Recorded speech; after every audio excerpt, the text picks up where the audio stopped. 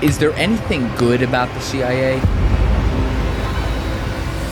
No, they are absolutely the destructive force. And why? Because it's unaccountable power. They got a black budget. By definition, their job is to break the law. But you want to know the story of the Yemen war? I'll tell you real quick. Obama comes in, told CIA, I want you to focus on actually killing real friends of Osama who are a threat to us in Pakistan and in Yemen. There were only 29 Al-Qaeda guys hiding out in Pakistan at the time. Something like 80,000 people were killed, and it was a giant catastrophe. Al-Qaeda just grew more and more and more. When Donald Trump came in his first term, didn't do a thing to stop it. Because, yeah, we did bomb Afghanistan for 4 years and did bomb Yemen for 4 years. But, hey, W. Bush started that one. That was almost all the ground fighting that was happening in the Trump years. We bombed the crap out of them the whole time. They always say no new wars. But wait. Hey guys, if you haven't already, can you just take one quick second and please hit that subscribe button? It is the most important metric we track on our channel to be able to grow this thing and allow our videos to get into the algorithm. You guys have been doing a great job with that over the past week or two, so let's keep that streak going. And if you're not already subscribed, just hit that button right now and enjoy the episode. Thank you.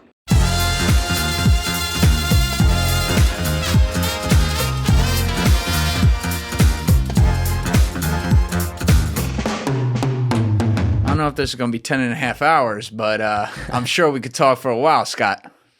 Thanks for having me. Good to be here. Of course. I'm sure it won't be the last time as well. I had seen you for the first time probably about 3 months ago when the Iran war broke out. You were on Piers Morgan and went on this like epic 11, 12 minute like speech at the beginning of it. And it just kept going. I was like, this guy can spit on information. Then I went and did some research on you. And I'm like, you've been doing this for a long time.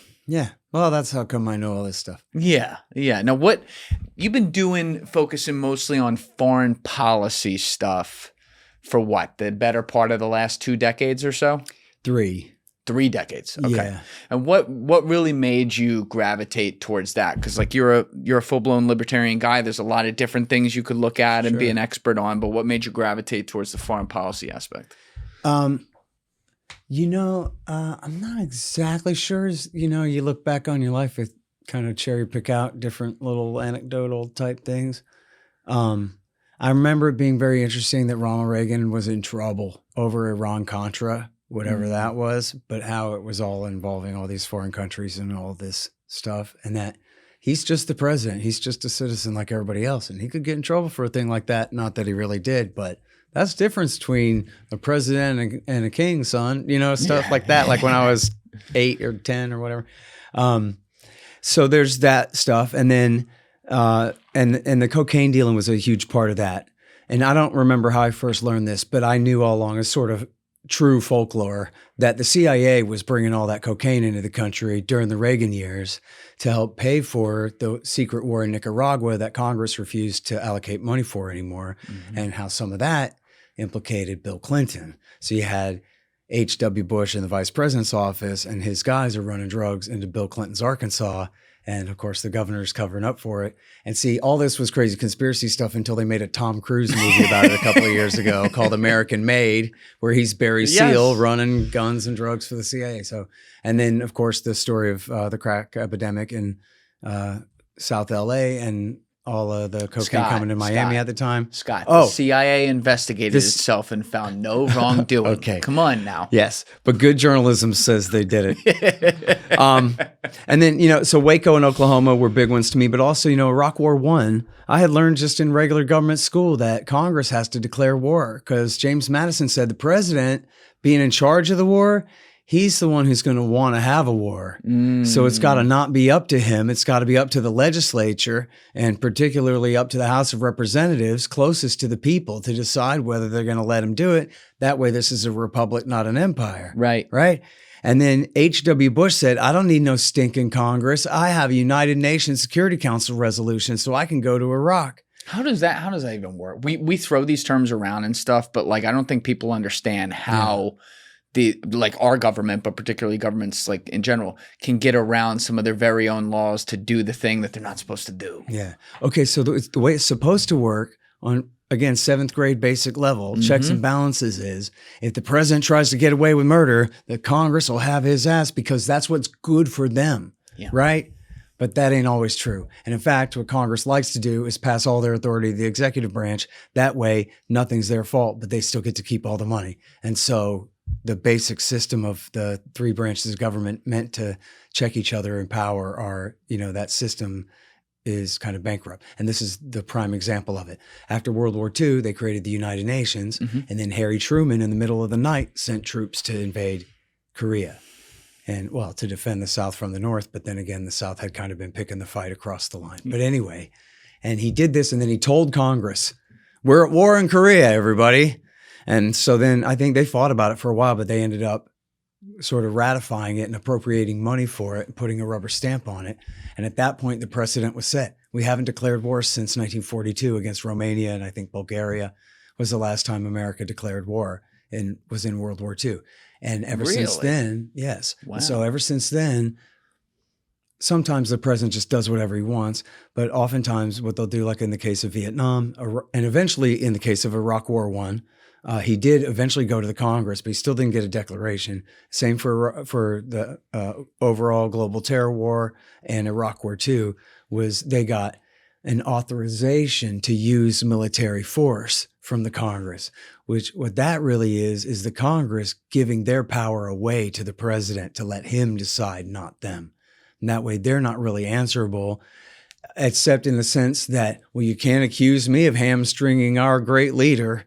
I gave him all the power he needs to keep us safe. So they get to say that like on the stupid level. It's a cop-out. Right. But it's a cop-out. Exactly right. Then they get to come home. And if the war went bad, well, it was W. Bush that launched the thing. I just said he could, which is what a lot of them said. Like literally Hillary Clinton and others said, hey, all I did was authorize the thing. He's the one who decided to do it. Joe Biden said the same thing about Iraq War II in particular. So this is something that really caught me and my attention, like just as a ninth grader, that Bush declares, oh, this is the new world order now that the Soviet Union's falling apart. And I don't need the Congress's authority. I can launch a war in the name of enforcing international law over there, with the UN saying it's okay instead of the US Congress. So that was really the start of me becoming like what we would now consider to be a new world order coup. Maybe a lot of people did then. Because that's a code word that means a lot of things to a lot of people. Yes. But to the patriot right, it meant that America's government are traitors and that the ultimate grand goal is to build a one world federal government under the United Nations, where America would lose our sovereignty just like we destroy everybody else's, which was always bullshit. But that was what I thought at the time because I was a stupid kid. But that was what got me very interested in foreign policy. So I don't regret it because I ended up learning a lot of really great revisionist history of the 20th century and including in the world wars in Vietnam and all that stuff, back when I was still a kid in the 90s or, early 20s. Yeah. So then by the time W. Bush came to town and Dick Cheney was really running the show, it was clear that, as a smart person told me, no, dummy, like Dick Cheney is not a one worlder. Okay. Like, there's a world government, but it's in Washington, D.C. It ain't anywhere else. Can you explain that a little more? Yes. Well, okay. So that's going back to Iraq War I, what I should have understood then. In 91. In 91. What I should have understood then was what Bush Sr. meant by New World Order was not a one world government that ends up like subsuming the USA. What he meant was in the general sense, the world order is new now. The Soviet Union is gone. America is the only superpower left in the world. We're friends with every major power in Europe and East Asia. And so, as Bush Sr. really meant it when he said this, what we say goes. So that wasn't about some overall plan to build a world government. That was the overall plan. In other words, it's not the UN Security Council. It's the National Security Council in the White House. These are the men who really rule the planet. And certainly at that time, they were full of this hubris and they wrote their doctrine that said, we will never allow another major nation in the world or alliance of nations to challenge our military supremacy over the planet. There's only one superpower, and from now on, there only will be one superpower. So who's the dominant power in Europe? The middle part of North America. And who's the dominant power in the Middle East? The middle part of North America. And who's the dominant power in East Asia? The middle part of North America. And then that's the big controversy now is that, to fast forward in our story, W. Bush blew our entire wad invading Iraq for no good reason and led this whole era of the terror wars where they blew $10 trillion and all of our dignity and credibility, along with the blood of 4 million people and 37 million driven out of their homes and 30 million soldier suicides. And God knows we saw 2 veterans do mass shootings over the last weekend here, guys with trauma coming home from the war. So how about all the guys that you see on the street who are homeless now too and untaken care of? And let me tell you, when I was a kid, they were all wearing green army jackets because they all were Vietnam veterans and who were just cast aside, you know, when the war was over. It's exactly how they do it. And so now America's power is receding all over the world, and our government, not particularly President Trump in this case, but the rest of our political establishment, the entire foreign policy establishment, they're in a panic because the irony is they wanted rightly for the Soviet Union to disappear. They wanted for communist China to abandon Marxist economics, which they've done, right? It was Americans who sent Milton Friedman over there to teach these people, you need property rights and markets and prices, man. Otherwise, that's why you got 10 million starving people on the ground here. And so we saved them from that. Karl Marx is stupid, and Milton Friedman ain't no Murray Rothbard, but he's a hell of a lot better than Karl Marx. So read this. And so would we prefer that the Chinese are still actual communists starving by the tens of millions, or we helped them to save themselves? The greatest increase in the standard of living of the most people in the shortest amount of time in the history of the world. It's unbelievable what happened to China coming up from communism, and what was the USSR is now just the Russian Federation with a red, white, and blue flag and a conservative Christian religion and basic overall Western European doctrine. This is what we wanted. But now, we can't stand it that anybody has the power to resist our power.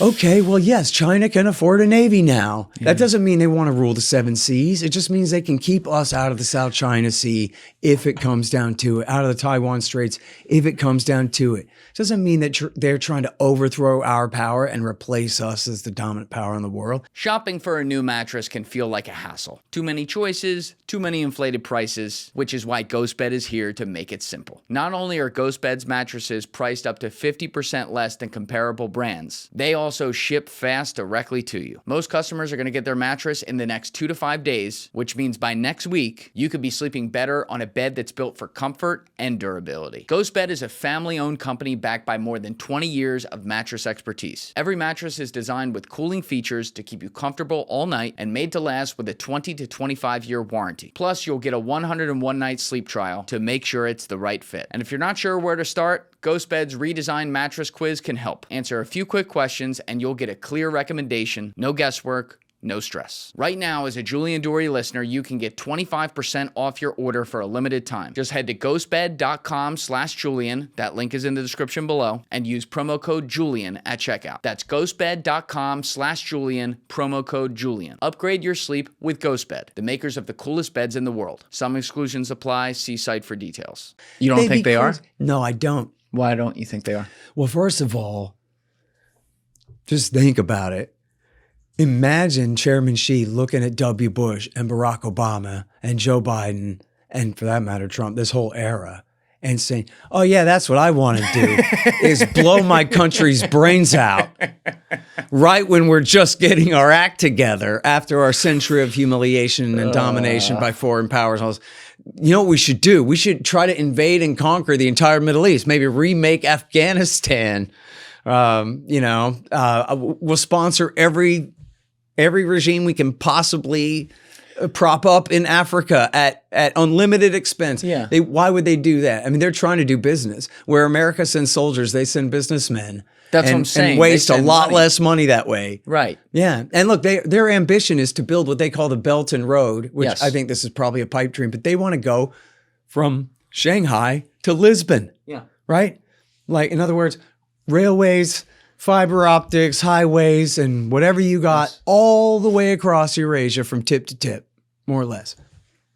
And they're going to do that by killing everybody and lording it over everybody and causing fights everywhere and causing wars.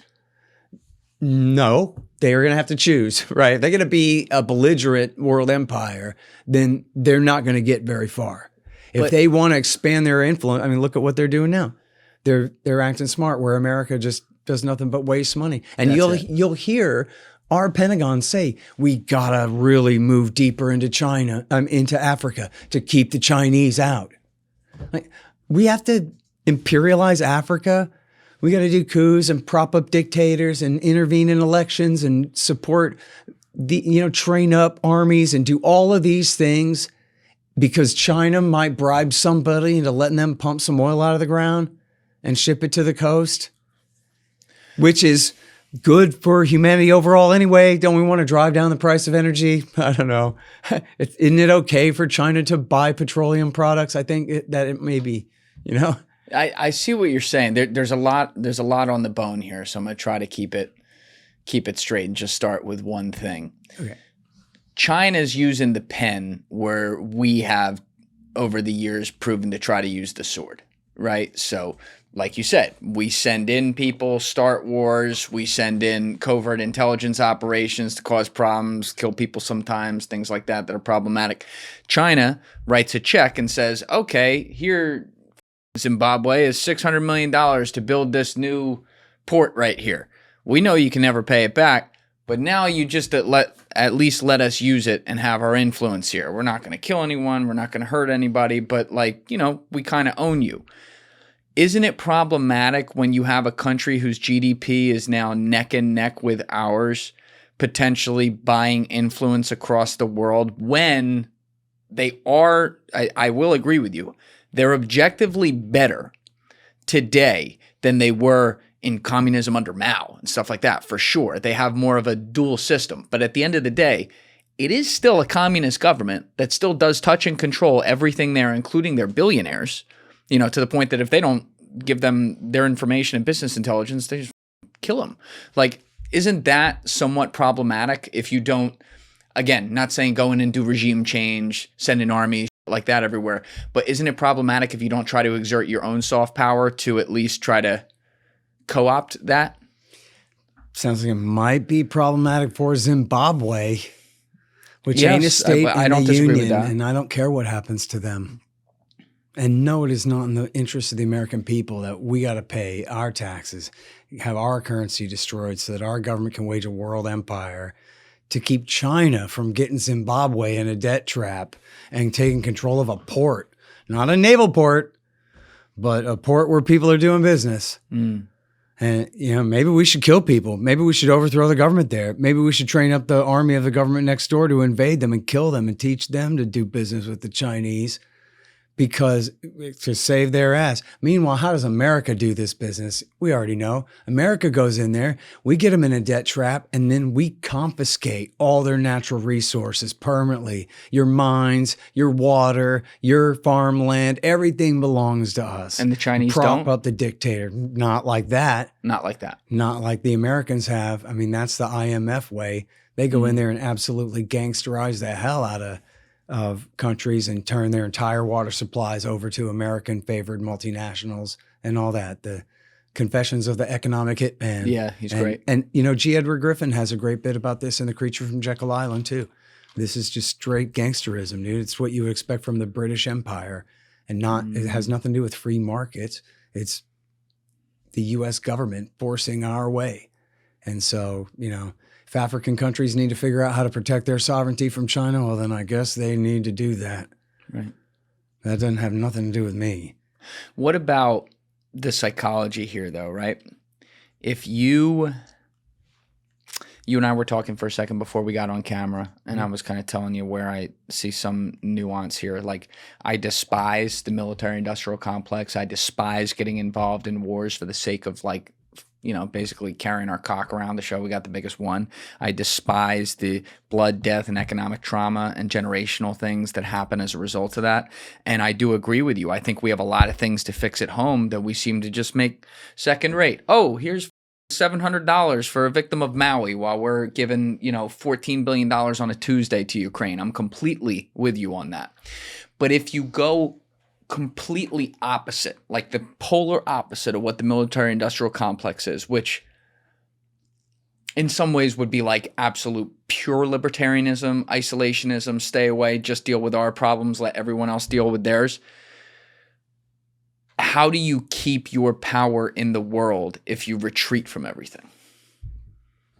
Oh, well, that's the whole point, is abandon that power in the world. We don't need that power in the world. We don't. To have the freedom that we have, we don't need to be able to have power in the world that includes also having some economic might so that we can have, advantage in trade and things like that. Look, if you need your government to rig the game for you so that you can get artificially cheap labor, or so that you can have some local government expropriate property and turn it over to your buddies, and your standard of living depends on that, and then that's wrong and unacceptable and so tough. Like, you're going to have to pay more for grapes then if you're using state power to take unfair advantage in order to get artificial low prices on whatever it is. So that's that. And it's not isolationism to have private corporations have international trade around the world. To have, in fact, our current empire has sanctions on probably 2/3 of the countries in the world. And then they call the free traders the isolationists just because we don't want to exert government power around the world. But why is it just built in? We're supposed to assume forever that America must be the dominant power in Italy and Germany and France and Britain. Why? They can't solve their own problems. This is the era of totalitarians from 100 years ago, where it's the commies versus the Nazis and all of this stuff. Or no, it's not actually at all.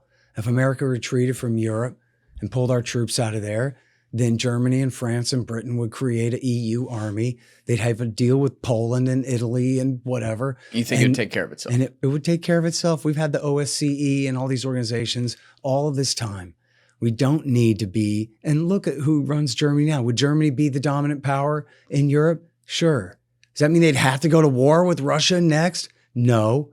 In fact, that's America and Britain's greatest fear, is that Germany and Russia will get along too well. That's what we got to prevent. Merkel and Putin want to do a Eurasian home. We got to intervene to destabilize that, blow that thing up, prevent that kind of deal from happening.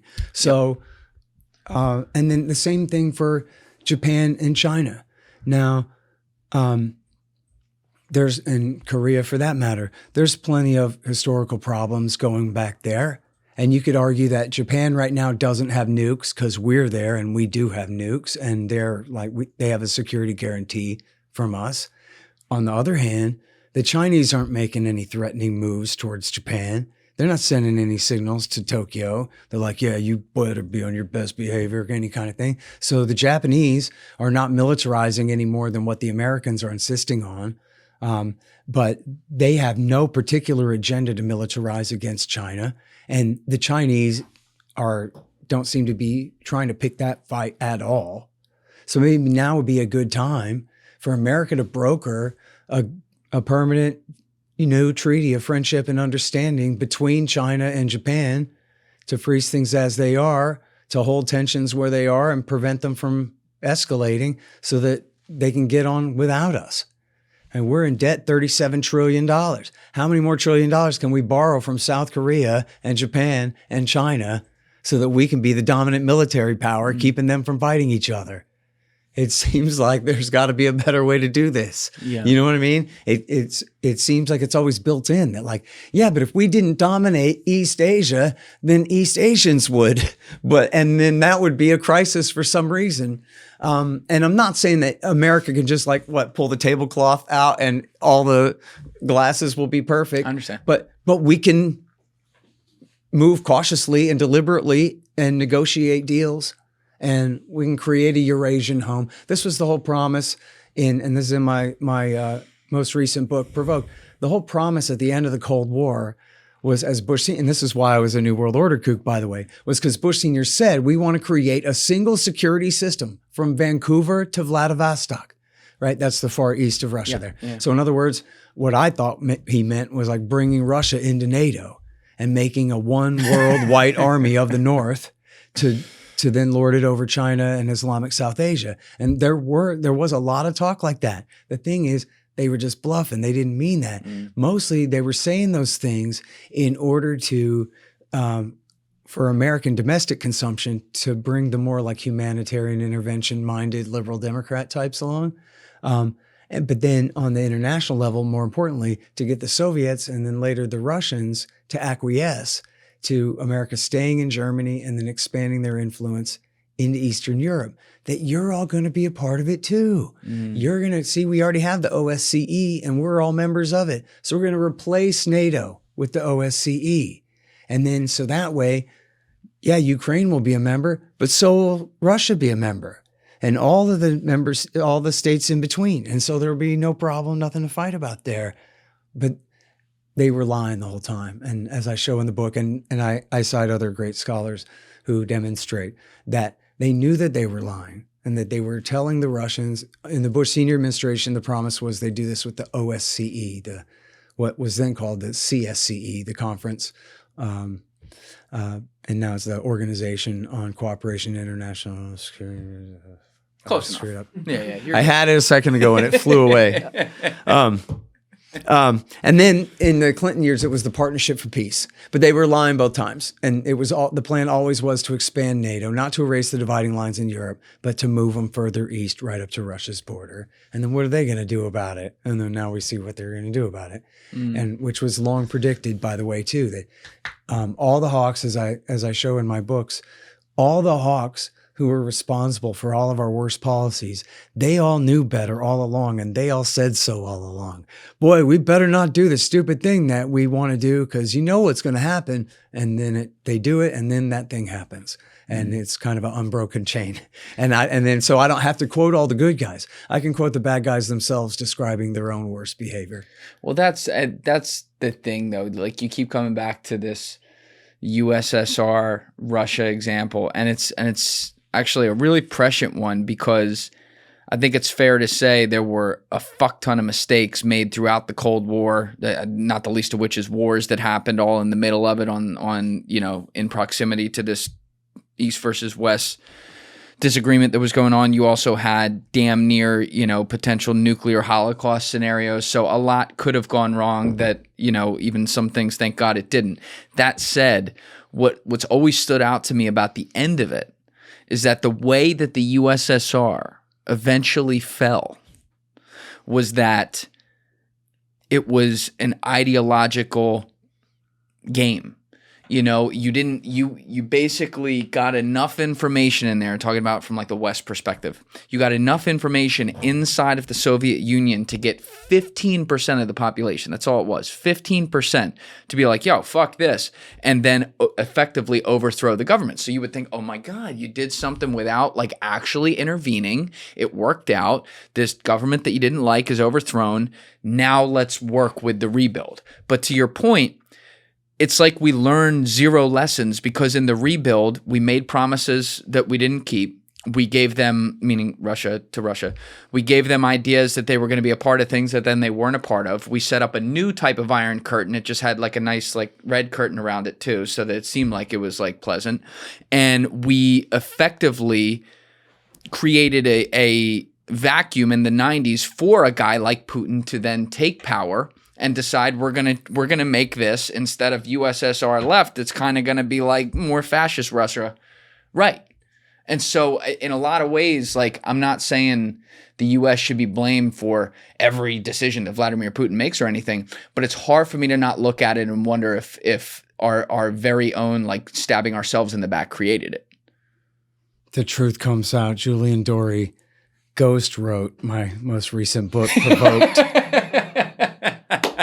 And that's the story of the book, dude. That's I summarized it effectively. That's it. Yeah, the Organization for Security and Cooperation in Europe is what I was trying to say when my brain wasn't working earlier. Gotcha. And yeah, that was exactly the deal was, yeah, you're going to be part of this whole thing. Then yeah, nah. And now the one place I would differ with you is that the end of the Cold War in the Soviet Union really wasn't about us, and it wasn't an achievement of the CIA and the NED. It was really what happened was the economic system in the country had just ground essentially to a halt. And the new leadership decided that they needed to try to emulate the West some and reform the economy some in order to try to get it moving again. But the problem was you can't really half-ass communism in the way that they tried to half-ass it. And it just made it even worse. Like, for example, instead of having just the central commissar run all the industry in this district, they devolved control, but not ownership, down to the managers of each firm. So then those guys could just loot all the stuff and take all the money and run, this kind of thing. Yes. So it was just, so once they started trying to fix it, they just made it worse and worse and worse. Right. And then idiot Gorbachev tried to outlaw vodka, and he did his own prohibition. People never mentioned this part of it, but this was a huge part of the reason why FDR was elected 4 times, was he was the guy who re-legalized drinking. God help us all ever since then because of him. But that was what he did. And so this was a huge thing that undermined his rule. And then you just had a new young generation of KGB guys, I think, who wanted to overthrow the old system and take control of the new one. And so then see, America, the Bush senior government actually wanted to uphold the Soviet Union, to prolong the Soviet Union and protect it. Wait, what? Yeah, because see, what they wanted to do was dissolve the Warsaw Pact. They wanted to let the satellite countries go free.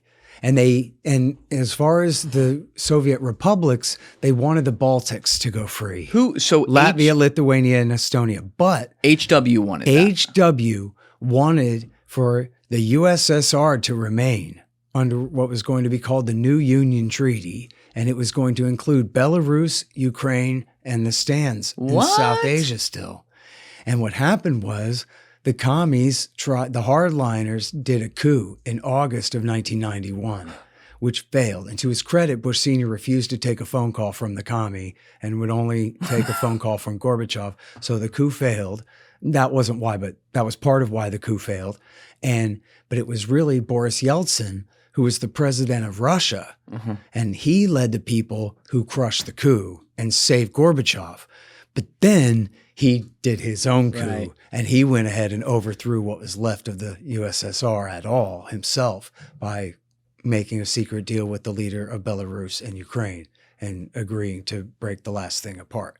The USA had nothing to do with that and did not want that. As Brent Scowcroft says, we didn't want Ukraine. We just wanted Eastern Europe. Ukraine is east of Eastern Europe, to Brent Scowcroft, Bush Sr.'s alter ego here. So there, not that I'm taking his side, but I'm just saying you can see why they didn't want that kind of trouble. They didn't necessarily want the USSR to dissolve. They just wanted for Poland and Hungary and the Baltics to go free.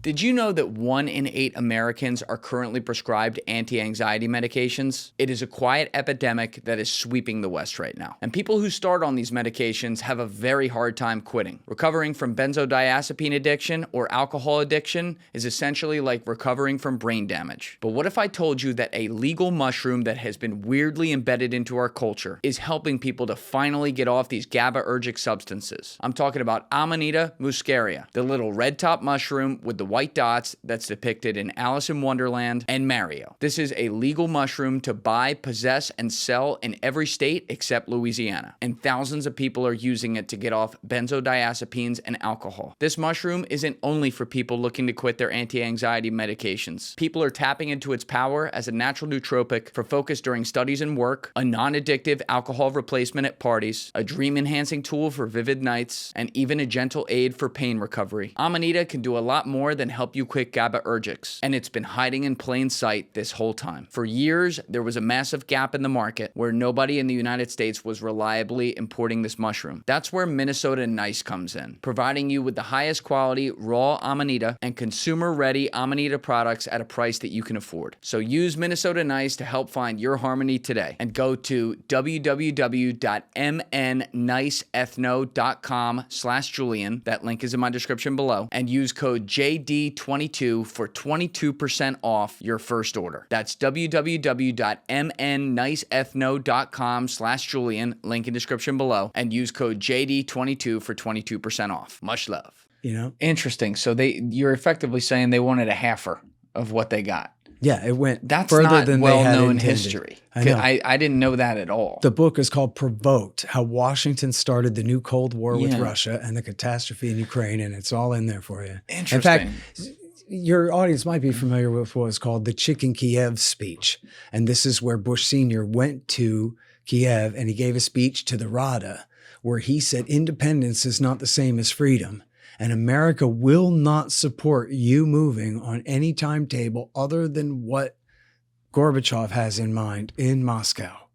And so don't come looking to me to help you declare independence from them. He said it to their parliament. All right, question. And then he said, and beware of ethnic nationalism and the danger of suicidal ethnic nationalism and the horror it can bring to your country like before, etc. That didn't work out too well. And then it was William Safire, who I don't think was actually a neoconservative, but he was very close to the neoconservatives, who wrote for the New York Times, who called it the Chicken Kiev speech, which you got to admit, like, here's your chance to destroy the USSR once and for all. And they're like doing everything they can to prop it up. I'm not taking their side and thing. I mean, I would have had a total non-interventionist policy and it would have happened, And in fact, Bush Sr. deserves some credit because, as he put it, he did not go tap dance on the Berlin Wall and say, ha, ha, ha, we won and you lost. Because if he had done that, that would have helped the hardliners. Yes. That would have saved the Soviet Union. The fact that he stayed home and played it relatively cool, at least in terms of the gloating, actually made it easier for Yeltsin to ultimately destroy what was left of the USSR for us. That's my question. That's what I'm thinking as you're explaining this whole thing. And this is a little bit of, I'm not well versed on this part, so I appreciate you going through this. But H.W. Bush is a lifelong spy.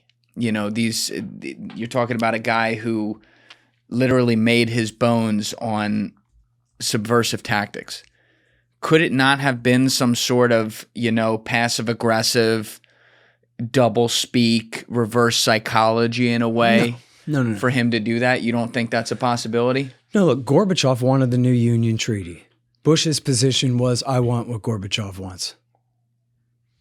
That's it. It was Yeltsin who overthrew Gorbachev. And I never seen any indication anywhere that the CIA put him up to it or anything like that. That was Yeltsin taking his chance. That was not America's doing. The CIA didn't even know the Soviet Union was falling apart because the CIA was too busy lying that they were 12 feet tall, so they could justify American militarism. Robert Gates was the head of the CIA at the time, and they missed this whole thing. And even as it was all unraveling, they still were not saying that, oh, yeah, their days are numbered, sir, until it was all over. And they're like, well, red flag is down. Hooray. We did it. Right? Like the FBI taking credit when some guy's dad turns him in. We found him. In the parking lot. Yeah. I'll see you in Valhalla, brother. Yeah, I see what you're saying. Do you, when you look at the history of CIA, something that's born after World War II, but effectively was born as the OSS, during World War II, all those figures eventually created what we now know as CIA. It is quite obvious that there is scandal after scandal, overstep after overstep, bureaucracy taking control of the will of the people, and holding, I mean, you could even go just straight up and say holding blackmail or whatever you want to say over the people that we supposedly elect into power. Is there anything good about the CIA in your book? Are there things that they do on a daily basis that you think are useful? I mean, there must be some pat answer in there, right, about how they read foreign newspapers and tell the president what they say. maybe they have some electronic spying or some sources somewhere that give them some insight. But I mean, overall, by and large, no, they are absolutely the destructive force that you described them to be. And why? Because it's unaccountable power. They got a black budget and they can never get in trouble for anything. By definition, their job is to break the law. That's what a finding is. It's an order by the president to do something. That's right. And it can be as illegal as hell. And so they're a post-constitutional national security bureaucracy fit for an old world empire, not a constitutional republic at all. Post-constitutional, what was that phrase? Post-constitutional? A national security bureaucracy, right? Like the rest of them. There are a bunch of them, yeah. I mean, all this stuff was invented after World War II, yes, which goes to show that it ain't part of what was the American system up until it was, and doesn't have to be, So you think it's... Well, it's kind of obvious when I say this. Of course it's different. But like the premise of having an apparatus like that, assuming for a second it's not completely taking advantage of everything, which it is. But the premise of having like a spy apparatus is an American when, we won the Revolutionary War because of our spy apparatus. I would argue that was probably the most important thing. But see, here's the thing. If we renounce all our power, then the foreign spies don't have much business to accomplish here, right? The whole point of a foreign spy in America is to bend the American government to their will to exercise their global imperial power in favor of whatever government. But if we don't have a world empire, then they're just barking up the wrong tree. I'm saying let's be the wrong tree. So you think America itself is safe. We have 2 weak and friendly neighbors and marine life to the east. Yeah, Canada and Mexico could never threaten us ever. We have threatened them numerous times, but never vice versa, right? You count Pancho Villa's raids or something. I don't know if I would characterize Mexico as fully friendly, just to be fair. Well, I mean, it's run by cartels. Okay, but honest. Fine. But I'm just saying their military force has no intention to cross our borders in a violent way in the next couple of hundred years that we got to worry about, right? We got gigantic oceans, east and west. And as Ron Paul said, we could defend this country with a couple of good submarines. That's enough to sink your Navy if you want to come anywhere near our guys. And it's enough. One sub can hold 200 H-bombs. That's enough to kill all of Russia with just one of our submarines. So we can hold the entire world hostage. Don't anybody ever nuke us or we will nuke you. And maybe that's hyperbole. A couple of good submarines, fine. A dozen then. Well, like, what do you want from me? Like, we don't need a world empire to secure North America. And who framed Donald Trump for treason? The CIA and the FBI counterintelligence division. Why do we have a CIA and a counterintelligence division? To not do that. Because we're a world empire. And so we need a CIA and an FBI counterintelligence division. And then when the people vote wrong, they just do a coup the same way they do anywhere else. I mean, look at the way that they framed Trump for treason, essentially with the same thing they did to Saddam Hussein. Same thing. Yeah, just tell 1,000 lies. The Russiagate hoax, not one word of that was true, not one word of it. That's been proven. 10,000 accusations. It's the exact same thing they did to Saddam Hussein. Then in 2020, they did it just like they would do like the Orange Revolution or the Rose Revolution when they're overthrowing a friendly government to Russia in their near abroad. And they treated Trump just like he was Yanukovych in that case. You know what I mean? Where the CIA, when Dianne Feinstein, the senior senator from California, was the chair of the Torture committee? The Senate Intelligence Committee. Yep.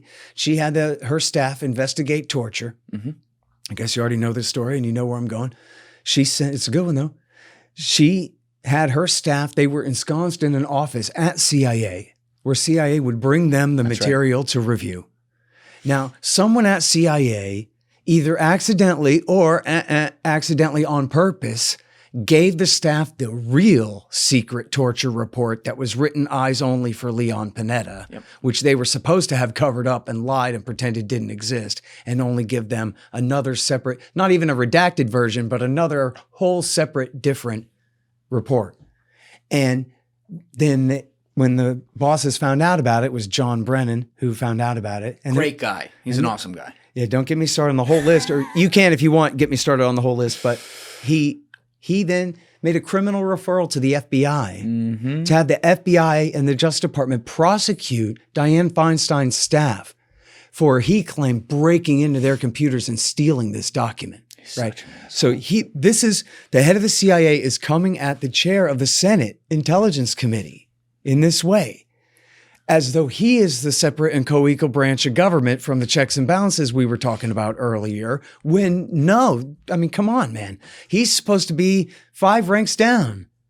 He's not even officially a member of the cabinet, the head of the CIA, I guess sometimes, depending on the president, but he's not a secretary of anything. Hey guys, if you haven't already subscribed, please hit that subscribe button. It's a huge, huge help. Thank you. And even if he was, he's a huge step down from the elected president of the United States of America. That's right. And in this case, the courts had ruled that the president had no right to keep this information from her and better turn it over.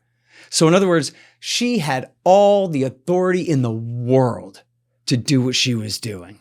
And he was swinging and punching way above what should have been his weight, but in fact, no. And he absolutely got away with it. That's what he's always done. That's right. You look at that guy's career. He's done it every fucking step of the way. Yep. Even when he wasn't in charge of CIA, long before that, when he was, when he was back running the, I'm going to fuck it up, but he was like the station chief down in the Philippines or something. Like everywhere that guy went. And John Kiriakou, who's a friend of mine who's been in here, who got fucked right up the ass by him. He's great. You know, John lays out exactly what this guy was all about. He also explains how the dude was like literally fired and then found his way back in and basically like sucked enough dick to get back into some positions to be able to move papers around. So and I don't know the Philippines part. You see, I don't remember if it's, please check me in the comments on that. He was the station chief of something out there. Saudi, I know that. Saudi, that's it. Yeah, and this is in Tucker Carlson's new thing about 9/11. He was a station chief in Saudi when the hijackers were all the last of the muscle hijackers of being, brought into the country. Yep. Knows nothing about that. And then, yes, he ran the drone wars for Barack Obama before then running the war for Al-Qaeda in Syria, that backing al-Nusra that led to the rise of ISIS and the Islamic State Caliphate. And then, of course, he framed Trump for high treason with Moscow and the overthrow of the election in 2016. Total lie. I'm trying to remember if, did Kiriakou say if he was involved in the torture program? I bet he was. I forgot now. Oh, yeah. Brennan's role in torture. This is the sickest part. There was a documentary on Showtime back in 2015 called CIA Spies in the Crosshairs.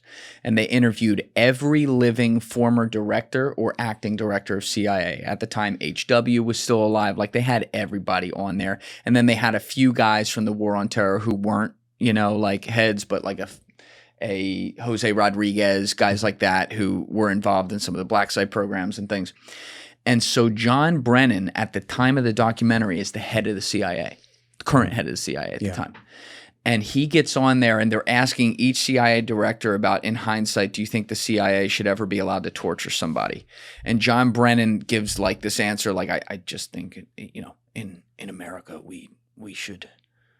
I just feel very strongly we should not torture. He's the fucking guy who wrote the initial memos. He's the guy who helped create the fucking program. He's not the only one, by the way, on that. But I'm saying, like, he is one of the godfathers of that whole program. He's one of the people who had John Kiriakou prosecuted because he was the only guy back there, the human rights guy, who said, we don't do this in America. He was like, fuck you, John. And they made Eric Holder, the whole thing's like illegal, go after him for it. So when I see a guy, that's on record. When I see a guy like that go onto a documentary and lie his fucking face off, I understand if you got to lie about some foreign intelligence somewhere, listen, that is what it is. But when you're going to lie about your own actions and try to make yourself look like, oh, I'm the righteous guy here, fuck you. I don't fuck with that one bit. Yep. Yeah, and he was... I think he was in the White House in charge of the drone strikes when they killed American citizens, Anwar al-Awlaki and his son Abdul Rahman in Yemen as well. That's right. So, I mean, that's the least of what they did in Yemen, but it's It's the least of what they did? Yeah. Oh, by far. I'll tell you all about that in one moment. But in this case, it ain't a technicality when you're talking about murdering American-born American citizens, That's right. man. And that's absolutely, life in prison time. Anybody else does it just because it's 1 or 2 or 3. That doesn't make a difference when it comes to that principle. Jesus Christ. Like, there's got to be a line somewhere, and we crossed it a long time ago. They did. But you want to know the story of the Yemen war? I'll tell you real quick.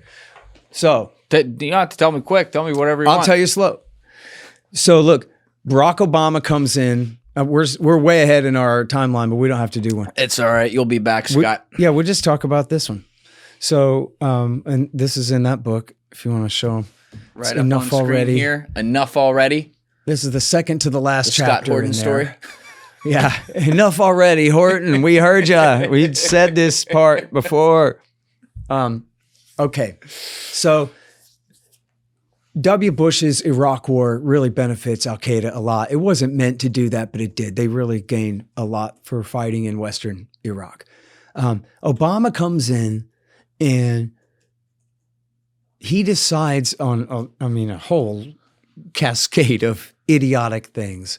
But one of the things that, at least on the face of it, seemed rational, not to a non-interventionist like me, but just on the face of it, all other things being equal, was he told CIA, I want you to focus on actually killing actual ass bin Ladenites, right? Not random Sunni insurgents in Western Iraq, but real friends of Osama who are a threat to us, and particularly in Pakistan and in Yemen.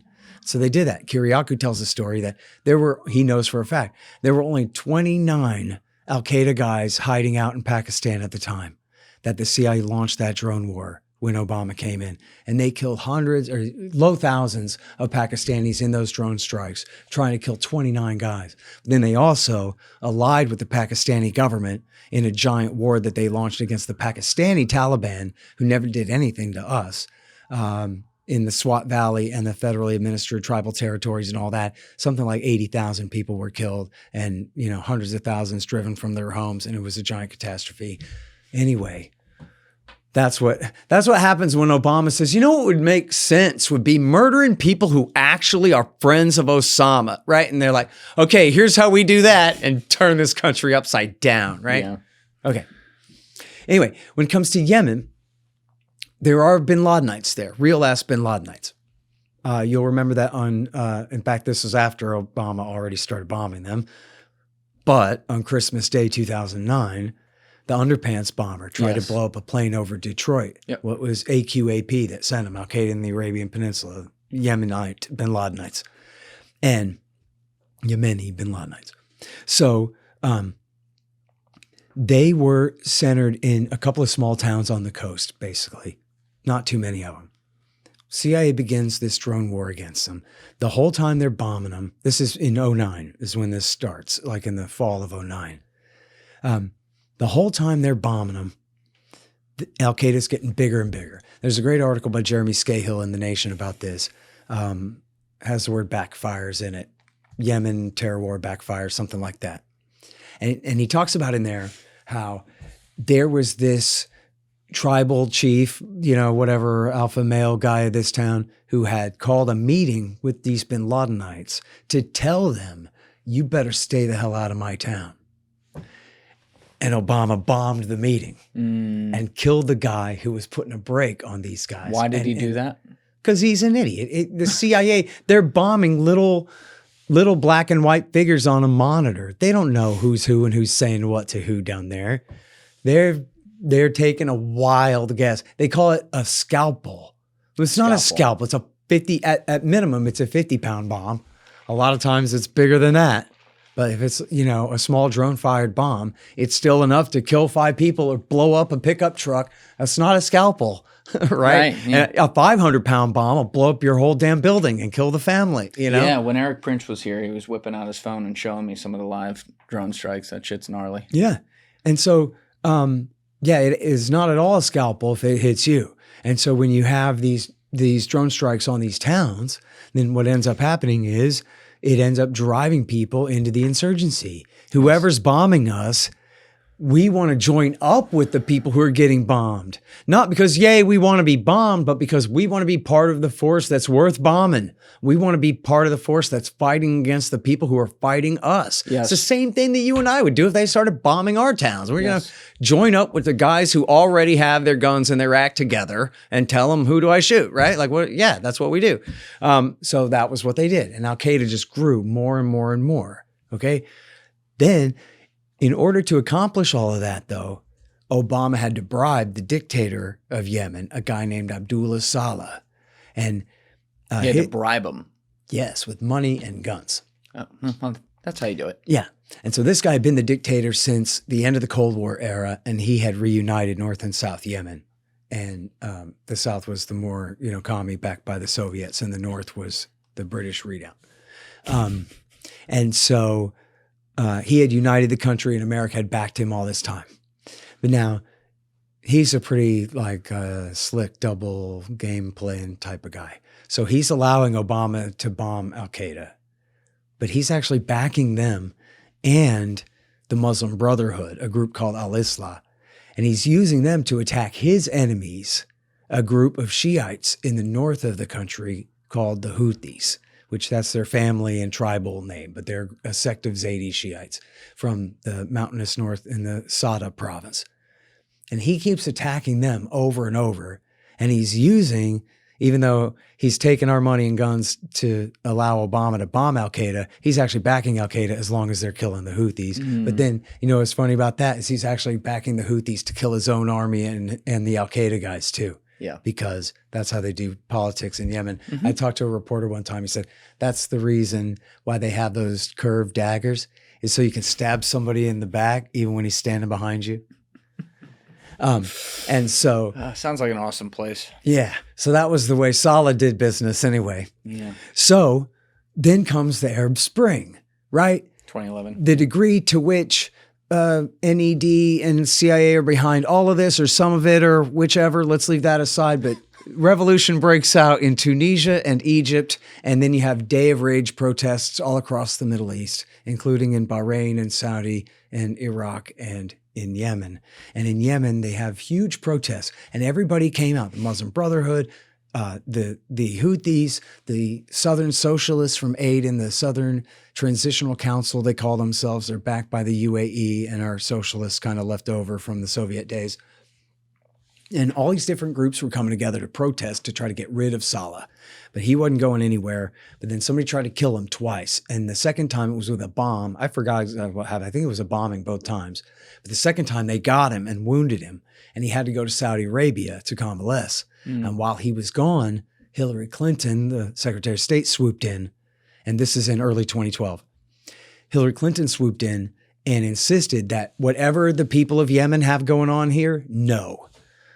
You are going to suffer the vice president under the old system, Mansour Hadi. He's coming to power, and there's nothing you can do about that. And we're going to hold a big election. They held a big election with one guy on the ballot. And even NPR News covered it. Like, you can pull up the website where you can see the ballot with one man. Just type in Mansour Hadi ballot NPR News, and it'll come up, I promise. And there's the ballot with one guy, one face, one oval. I don't think so.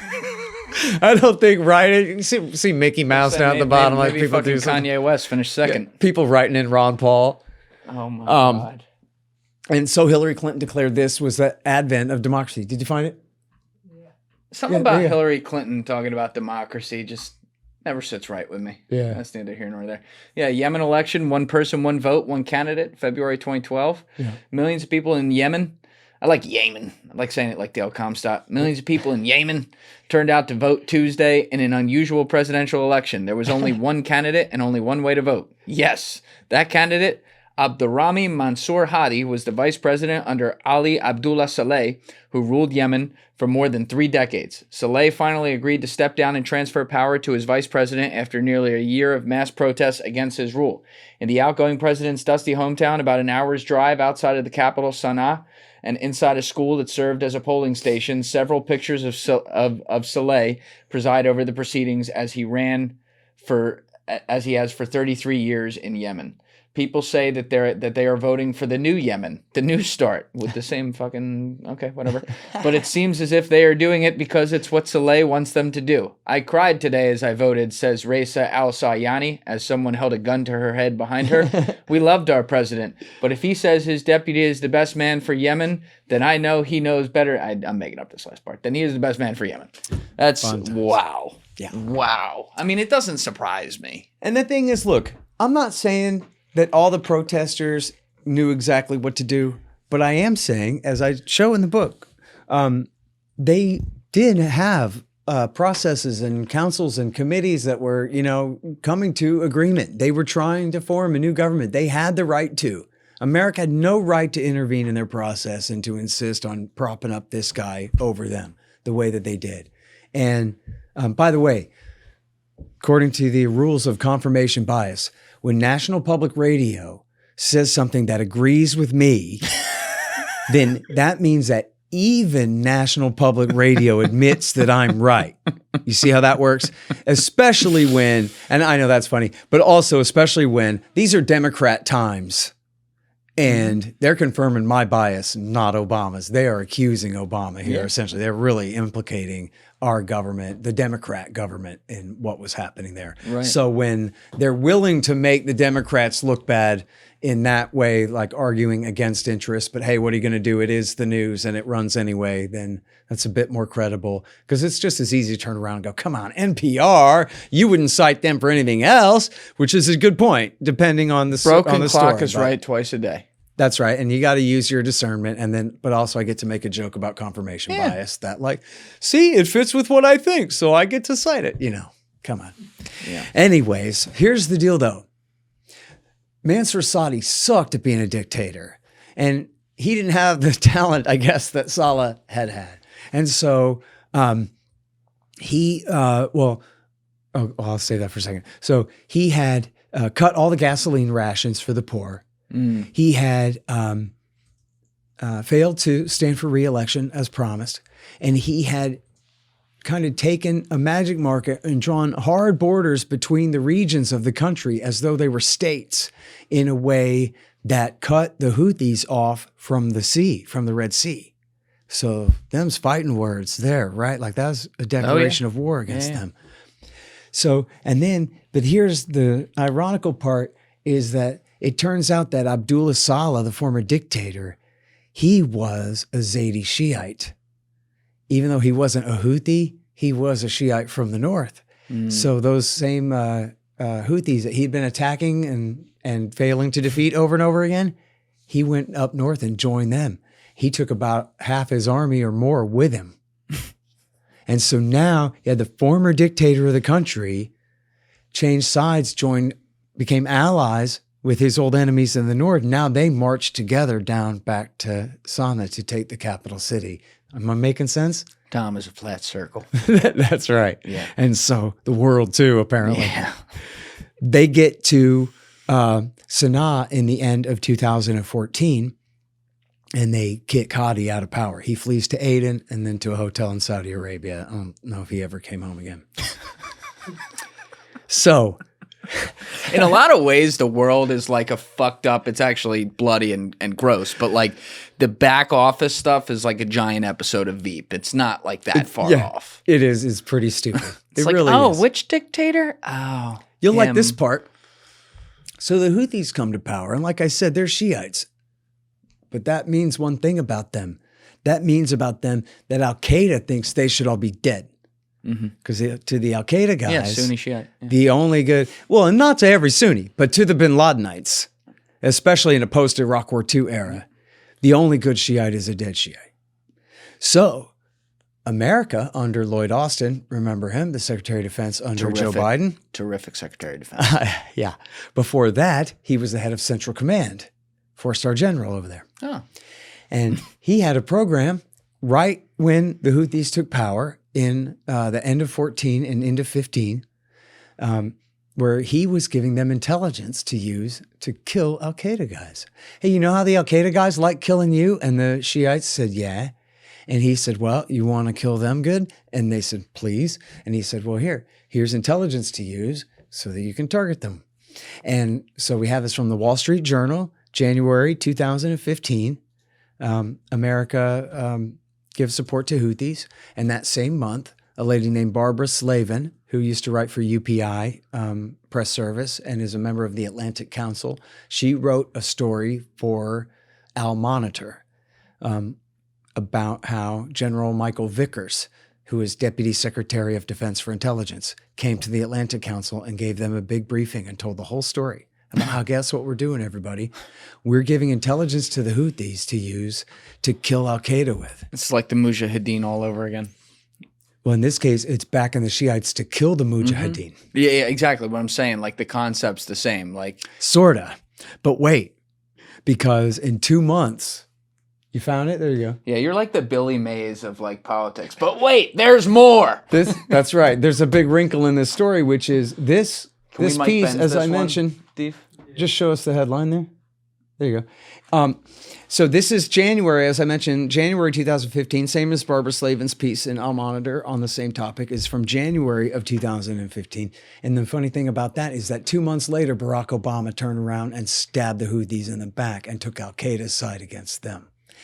That's like back in the Mujahideen all over again, my friend. And the reason why— Wait, he took al-Qaeda's side? Yeah, dude. And the reason why he did is because that was what the Saudis and the UAE wanted. And by the Saudis and UAE, I mean the then brand new Deputy Crown Prince and Deputy Defense Minister, 29-year-old Defense Minister, Mohammed bin Salman. And so he needed to make a big name for himself by launching a war. And he teamed up with Mohammed bin Zayed in the UAE, and they launched this war. They came to Barack Obama and asked for permission and help, and he gave them the green light. Go. What? Where did Israel stand on that?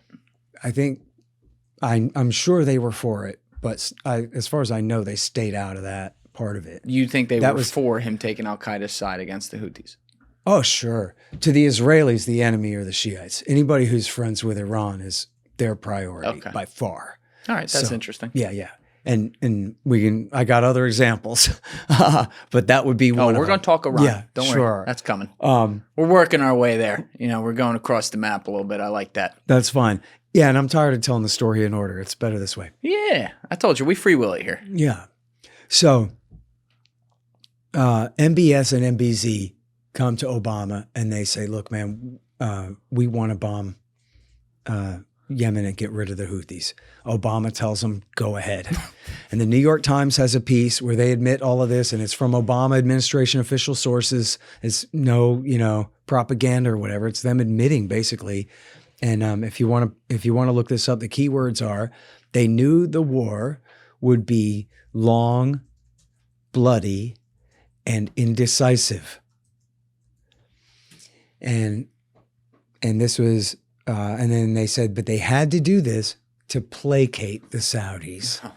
And why do they have to placate the Saudis? Yeah, why? Because America, and this part is the stupidest part, America just signed the new nuclear deal, or they were just working on it. It was signed the summer of 15, but they were in the middle of working on the Iran deal. The Iran nuclear deal. And now you might think, well, the Saudis would probably like the Iran nuclear deal since it vastly scaled back Iran's nuclear program and vastly expanded the inspections regime and absolutely guaranteed the lack of their progress toward a nuclear weapon, as long as that deal was in effect. Why would they be against that? Well, the reason they would be against that is because they were worried that Obama wanted to tilt back toward Iran. And, presidents can't help but say mean things about Saudi Arabia sometimes, and then they learn real quick that they better shut up and not do that because of all the economic interests at stake and all that. But the Saudis know that in the old days, America backed the Persians, right? Iran was our guy for a long time after World War II, right? Yep. So they know that that's an option. And I think that they believed a lot of the propaganda about Obama that, he loves the Ayatollahs so much and all that, which is not true. And I'm not defending Obama. Damn him. I'll send him to hell myself. But I'm just saying on this particular issue, and yes, I am that arrogant. I do that. No forgiveness here. On this particular issue. In here with Eric Prince at the same time. That needs to happen. Wouldn't that be interesting? That needs to happen. But please continue, Scott. Sorry. Just on this thing, he was just trying to take war off the table. he was not trying to redirect American foreign policy toward the Shiites in Obama. the region. Right. Yeah. But that was the concern. And plus the ambition of MBS just to do something big. And by the way, as soon as he launched the war, what did he do? He seized the opportunity from that new stature to arrest his cousin, Mohammed bin Nayef, and make himself crown prince. Shit. Yeah. Right. Exactly right. So he did his coup and it worked out well for him. But that meant what? That meant America was now on the side of AQAP, and they were backed directly by the UAE on the ground. And for a time, I mean, first of all, I don't want to overstate things because I don't mean to and I don't need to, okay? We're talking about we took their side, right? So Michael Horton, no relation to me, expert on terrorism from the Jamestown Foundation, typically a hawkish group. He said, we're flying as Al-Qaeda's Air Force in Yemen. Now, that's a figure of speech, right? He's not saying that they are directing our planes around in the chain of command and this and that. We understand what he's saying there is that we are bombing their enemies. We've gone from telling the Houthis where to find Al-Qaeda guys and kill them to now flying as air cover for the Al-Qaeda guys making offensives on the ground against those same Houthis, okay? And that is treason. Call it lowercase t. I'm not saying like some of the right-wing hawks of the time would have said that, oh, it's because Barack Obama is a member of the Muslim Brotherhood and he's born in Kenya and all this crap. That's not what it is. It's that he's W. Bush. It's the same thing. It's the American foreign policy establishment. This is essentially how they do business. And in other words, the redirection started, we're telling it out of order, but the redirection started under Bush, where essentially like 9/11 never happened, like the Sunni insurgency in Iraq War II never happened. And we like these guys. As long as they're killing Serbs and Russians and Shiites, we use the bin Ladenites. And so in this case, we got these Shiites. They're not anything like, Iran's cat's paws, like total agents or whatever. They just happen to be Shiites too. Mm-hmm. But they're Zaydi Shiites, which is different than the 12er different tradition in Shia Islam. So there's no like direct control. In fact, as Obama himself admitted on video, in fact, in his interview with Thomas Friedman, that he knows for a fact Iran told the Houthis not to take the capital city because the Saudis are going to freak out and bomb you. Don't do it. It's a bridge too far, man. And they ignored Iran and did it anyway. Yeah. So now this goes on. Now, the problem is this. Saudi and UAE can't do any of this without America, right? So Obama still has 2 years left in his presidency at this point. America's now, we already had sold them all the F-15s and F-16s that they're using for the thing. And also they have British tornadoes and typhoons, I guess. But then we're selling them all the bombs. And then plus our contractors are over there doing all the care and feeding of the planes, all the maintenance and everything. They're doing all the logistics, all the air traffic control and everything to run the war. Our military officers and civilians, as well as, civilian DOD employees, as well as contractors. And they're running the whole thing. And they even got American Boeing refueling tankers, refueling the fighter jets, and allowing the UAE and the Saudis to loiter, essentially just picking targets from the air, meaning bombing innocent people. They have no idea what they're bombing, and just bombing for fun. And they bomb the crap out of them. And here's the thing about this is the Saudi way of war, the Americans, they pretend like this. Oh, and I left out our Navy was enforcing the blockade the whole time from outside. Yeah, absolutely. So this is the American Saudi war. Absolutely. Right there. Okay. Yes, and enforcing the Saudis' rule on total blockade against Yemen. So now it's all deniable, right? It's like a lynch mob. Well, we're all murdering the guy a little bit, and so nobody's truly responsible kind of thing. So America is doing all these things to simply assist our friends, the Saudis, in the thing. That's right. We're here to help them. Jamal Khashoggi, I don't know who that is. Yeah. Never heard of him. That's right. We're going to make 1 million more now. That's right. Right. And so, but then if the Saudis want to wage war like utter barbarians, well, listen, I mean, the Saudis, that's their problem. And they're going to have to work that out in their court system. And yeah, right. So we're deniable, even though none of this could happen without the USA.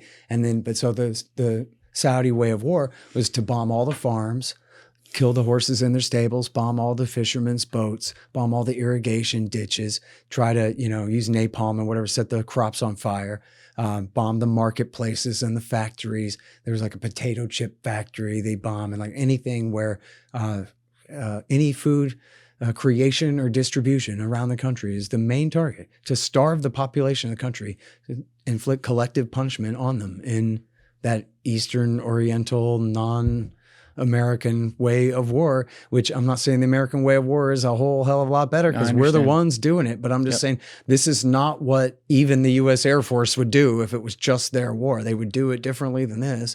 You'd like to think anyway, maybe when nobody's looking. But anyway, so that was how they did it. And, something like 300,000 people were killed. It must have been much more than that if you count all the excess death rate and all that. 300,000 people. Yeah, because... Over how long? Because, see, that was the deal. When Donald Trump came in his first term, he kept this war on autopilot for his entire 4 years long and didn't do a thing to stop it. And in fact, when the Congress passed war powers resolutions to force him to stop, he vetoed it twice. And I got to tell you about that there is no Yemen lobby in America. There ain't no Shiite lobby in America. I thought there was a YPAC. I was pretty sure. Yeah, There's not a Ron's one Coffee iota. right down the street. They just opened up. It's fine timing, if I might say. They got any coffee. That's some really good coffee. Oh, it's fucking great, bro. I'm a big fan. I'm I didn't know you guys were still around. I'm happy you're here. But no, it really was just the Quakers and the hippies and the libertarians who raised hell. It was just well-meaning people. I mean, there were some Yemeni Americans, but there are no groups with money. Yes. No groups with resources, right? Yeah. Other than just trying hard. And it worked and got the resolutions passed twice, and Trump vetoed them twice. And I know this is the New York Times, but it was his own guy, Pete Navarro, his trade representative, who explained all this in an interview with the New York Times, that the reason that they kept the war going was so that they could keep funneling money to Raytheon. The war was important for Raytheon. They were making a lot of money off of those bombs. Why would Donald Trump... All right, so here's the question, because obviously this is true. This is inarguable, what you're saying. Why is he doing that when every time he's campaigned since 2015, it's on, we're in too many wars, it's endless wars, we got to stop the wars. And yet when it comes down to it, even if this isn't a war where we have a ton of like our boots on the ground or something like that, he is openly subverting that policy idea right in our face. Well, it's different audiences.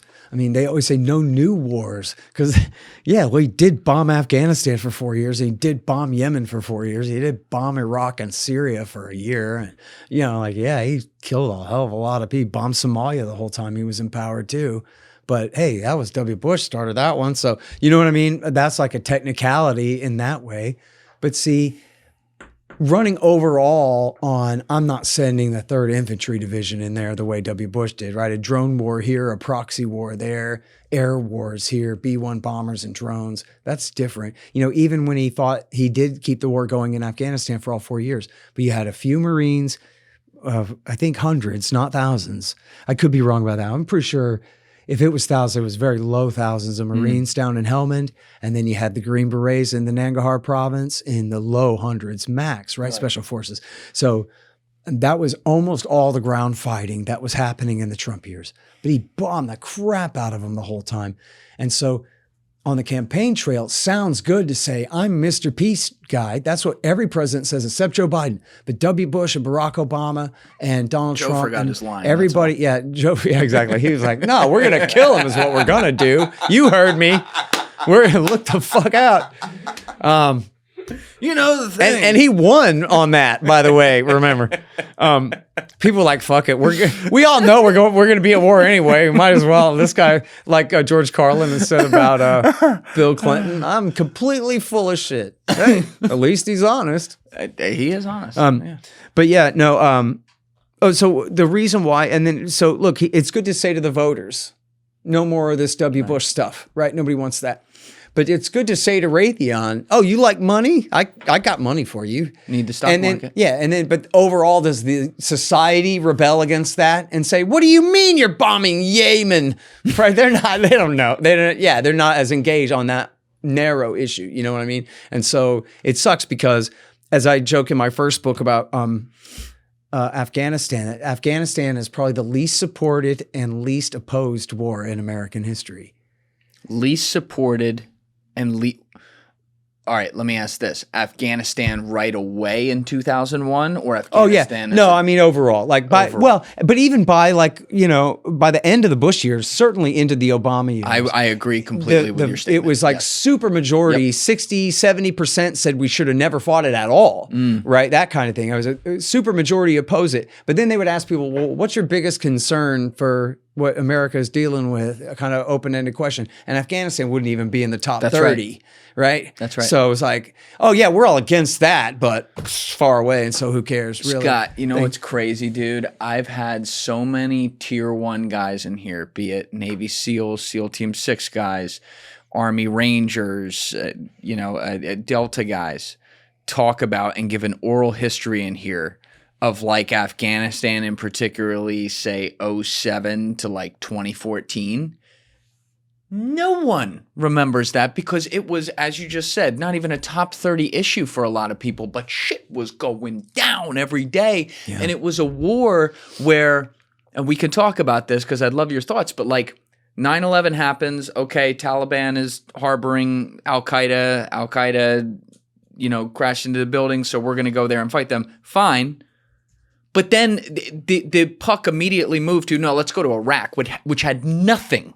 I'm not saying Saddam Hussein was a good guy. He was a bad guy. But like had nothing to do with 9/11, had nothing to do with our problems responding to that. Correct. And so all the resources come out of Afghanistan and go into Iraq. And then you wonder why, over the next 18, 19 years, the Taliban's able to slowly like kind of spread like a disease back all over the country. Is that a fair way to look at it? You're close. I mean, my argument would be that they should have never done a regime change in Afghanistan at all. And I think that the argument that the diversion of resources led to a less effective Afghan war is essentially a red herring.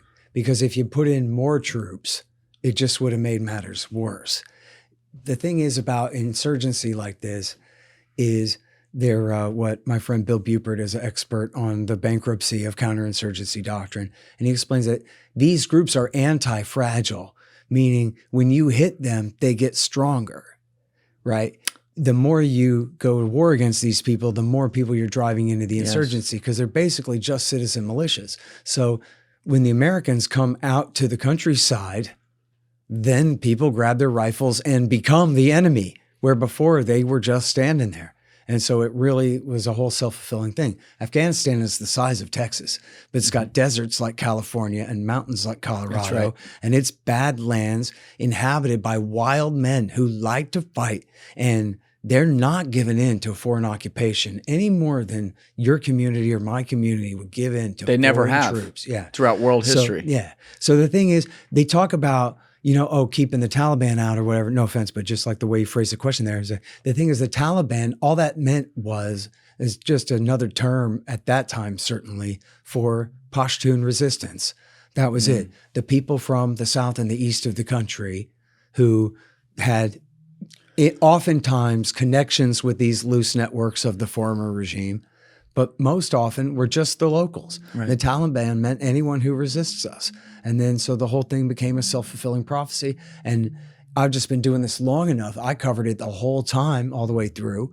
And then so by the time Obama did the big escalation in Afghanistan in 2009, me and all of my experts were already on the record saying, not only is this not going to work, it's going to make matters worse. Yep. And they're just going to cause suicide bombings. You're going to cause foreign fighters to come here and expand the war. You're going to cause more Afghans to join the insurgency, and then you're going to lose anyway. And, I said for the first time, and I can prove it's in the transcripts and on audio, I said for the first time in 2008 that when America leaves Afghanistan, the Taliban are going to walk right into Kabul like it's the fall of Saigon, but probably not even fighting. They're just going to walk right in. Because the whole thing that we had tried to do there was a bunch of crap. It could only be held up, right? It was like a zombie company propped up by government financial injections or whatever. There's a group of people who had no natural authority, the Northern Alliance essentially propped up. Maybe they would have had some authority in their own districts if they tried to leave it at that. But America was essentially trying to foist a coalition of the Tajiks, Uzbeks, and Hazaras, who were about 20% each, onto the plurality Pashtun population of 40% in the south of the country. And Good luck. a country whose borders were drawn by the Americans, right? By the British in the 19th century is how they've been fought. So the people from the north who speak Urdu can't communicate with the people from, and it's like probably even more vast than the difference between, like English speakers and Spanish speakers in Texas. There's some overlap there. You know what I mean? There's like a severe lack of overlap. These people don't share a country, a culture, a civilization at all. Right. The Urdu speakers are like, our soldiers are going, hey, translate for me. And the translator's like, I don't speak Pashto. Like we're in a different country when we're down south here. Yes. This is So the whole thing was completely stupid and bankrupt and wrong. And in fact, as I make the case in the book, the only reason they took the war to the Taliban and kept that war going and came up with all this crap about rebuilding the country and saving women's rights and all of this stuff was just so they could prolong the war long enough to spread it into Iraq. Because in order to invade Iraq, it was going to be a lot different than just parachuting guys in the way they were able to do in Afghanistan. In Iraq, we're going to have to build up a massive force in Kuwait, and they hoped Turkey, and that was going to take a year and a half. So they needed. And they had that plan. There's transcripts and records that on the night of September 11th, the administration was discussing Iraq. Absolutely. So we have in writing, you can see the handwriting and the typewritten memo of Donald Rumsfeld to Stephen Cambone, who was the Deputy Secretary of Defense for Intelligence. And Donald Rumsfeld on the afternoon of September 11th, before the sun is even down, before anyone's really even sure the attack is over, right? Donald Rumsfeld is saying, sweep it all up, things related and not. Contact Paul Wolfowitz for Deputy Defense Secretary Paul Wolfowitz for connections between Saddam Hussein and OBL. That's who I would have contacted too. Excellent choice. He's the one who knows. Yeah. And then, Richard Clark says that day at the White House as well, that they were running around talking about, we got to find a way to connect this to Iraq. And especially Wolfowitz was saying, we got to connect this to Iraq. And the guys who knew better were like, come on. There was a whole little cottage industry of Washington, D.C. conspiracy theorists who had been trying to pin Al-Qaeda on Saddam Hussein for 10 years. Yeah, and he was led by Laurie Milroy. Guys. That's right. Saddam Hussein was terrified of the bin Ladenites. Yeah. He had no business with them whatsoever. But they had this lie. There was this lady named Laurie Milroy who wrote a book called Saddam Hussein's Unfinished War with the United States. And the same lady, Judy Miller, who's famous for lying us into war with Iraq with all the WMD stuff. Yeah. She ended up, before that, she was pals with Laurie Milroy. And I think Lynn Cheney wrote the foreword to their book and all this stuff. And the whole point was they had tried to claim that Ramzi Youssef, who cooked the bomb for the first World Trade Center bombing, and whose uncle was the ringleader of the September 11th attack, that he was actually not really Ramzi Youssef. He was an Iraqi Mukhabarat agent who murdered Ramzi Youssef and stole his identity. Oh, come on. And that's the proof that Saddam Hussein is behind Osama bin Laden and all of the Al-Qaeda war against the United States. And blamed him for the Oklahoma City bombing, which was in fact a bunch of neo-Nazi FBI informants who did that, not Arabs at all. And blamed him for everything that they could under the sun, including the guy who shot up CIA headquarters, the left turn lane out front of CIA headquarters in 1993, tried to blame that on Saddam Hussein. And so Wolfowitz was like part of this clique. This is like the kooks from the American Enterprise Institute, the neoconservative faction, trying to make this connection, not giving a damn what the truth was. Who I know you. This is a good tangent to go into because I know you know this history extremely well.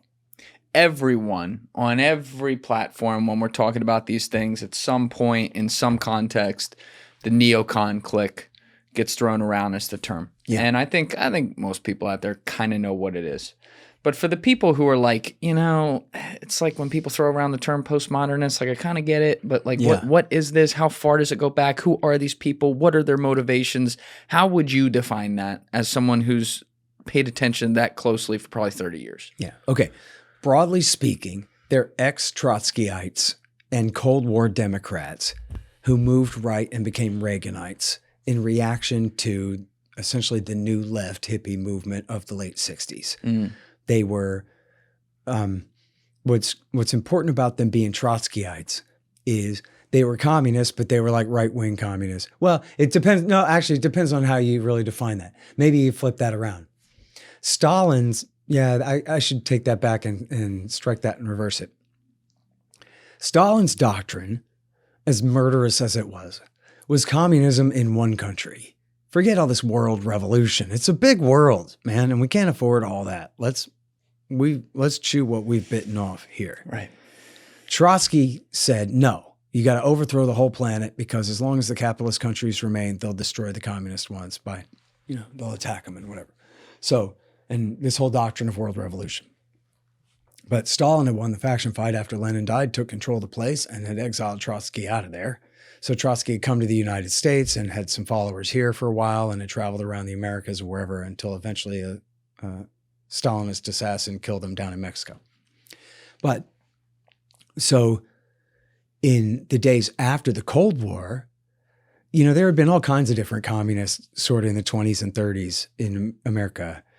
Not that many, but different factions of them and whatever. But after World War II, it was very convenient for these Trotskyites to be big supporters of the Cold War because it proved that they were sorry that they had ever been commies. And it proved, and after all, they were Americans, not Russians, right?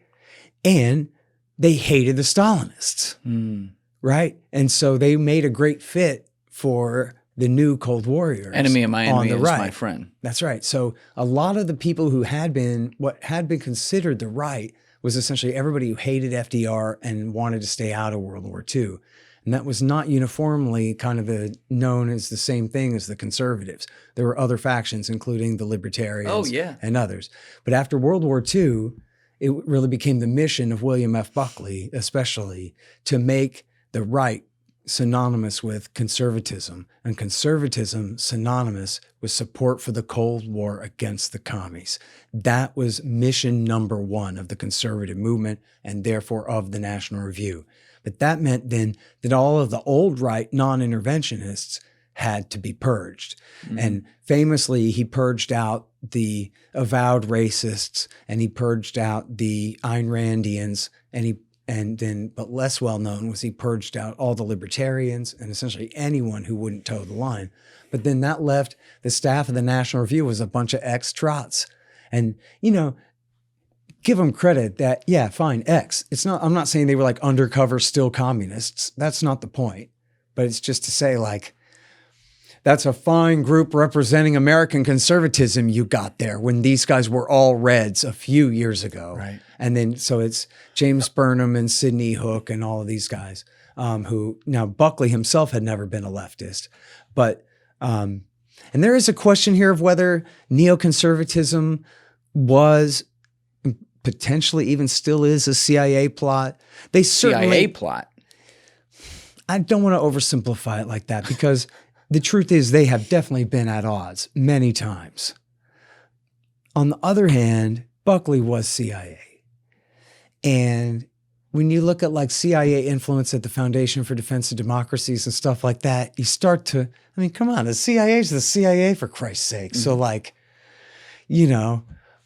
who's driving the cart and the horse and the whatever in any particular situation is interesting to see the interplay there.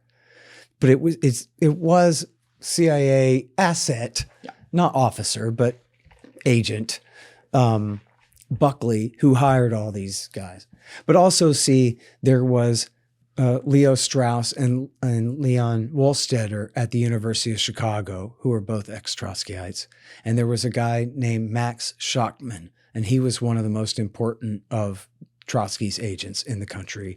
And he founded a group called Social Democrats USA, and which included the Young People's Socialist League.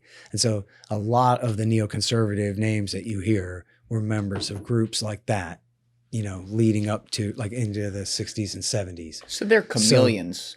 So well, that's part of it, yes.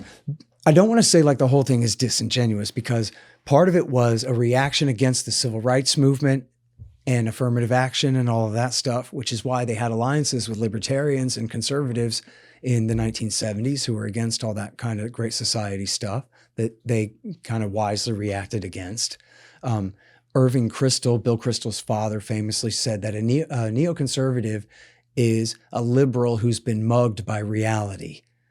And so, and he also wrote a book called Two Cheers for Capitalism, right? So you can see these guys they move to the very center right. Yes. Does that make sense? Yes, 100%.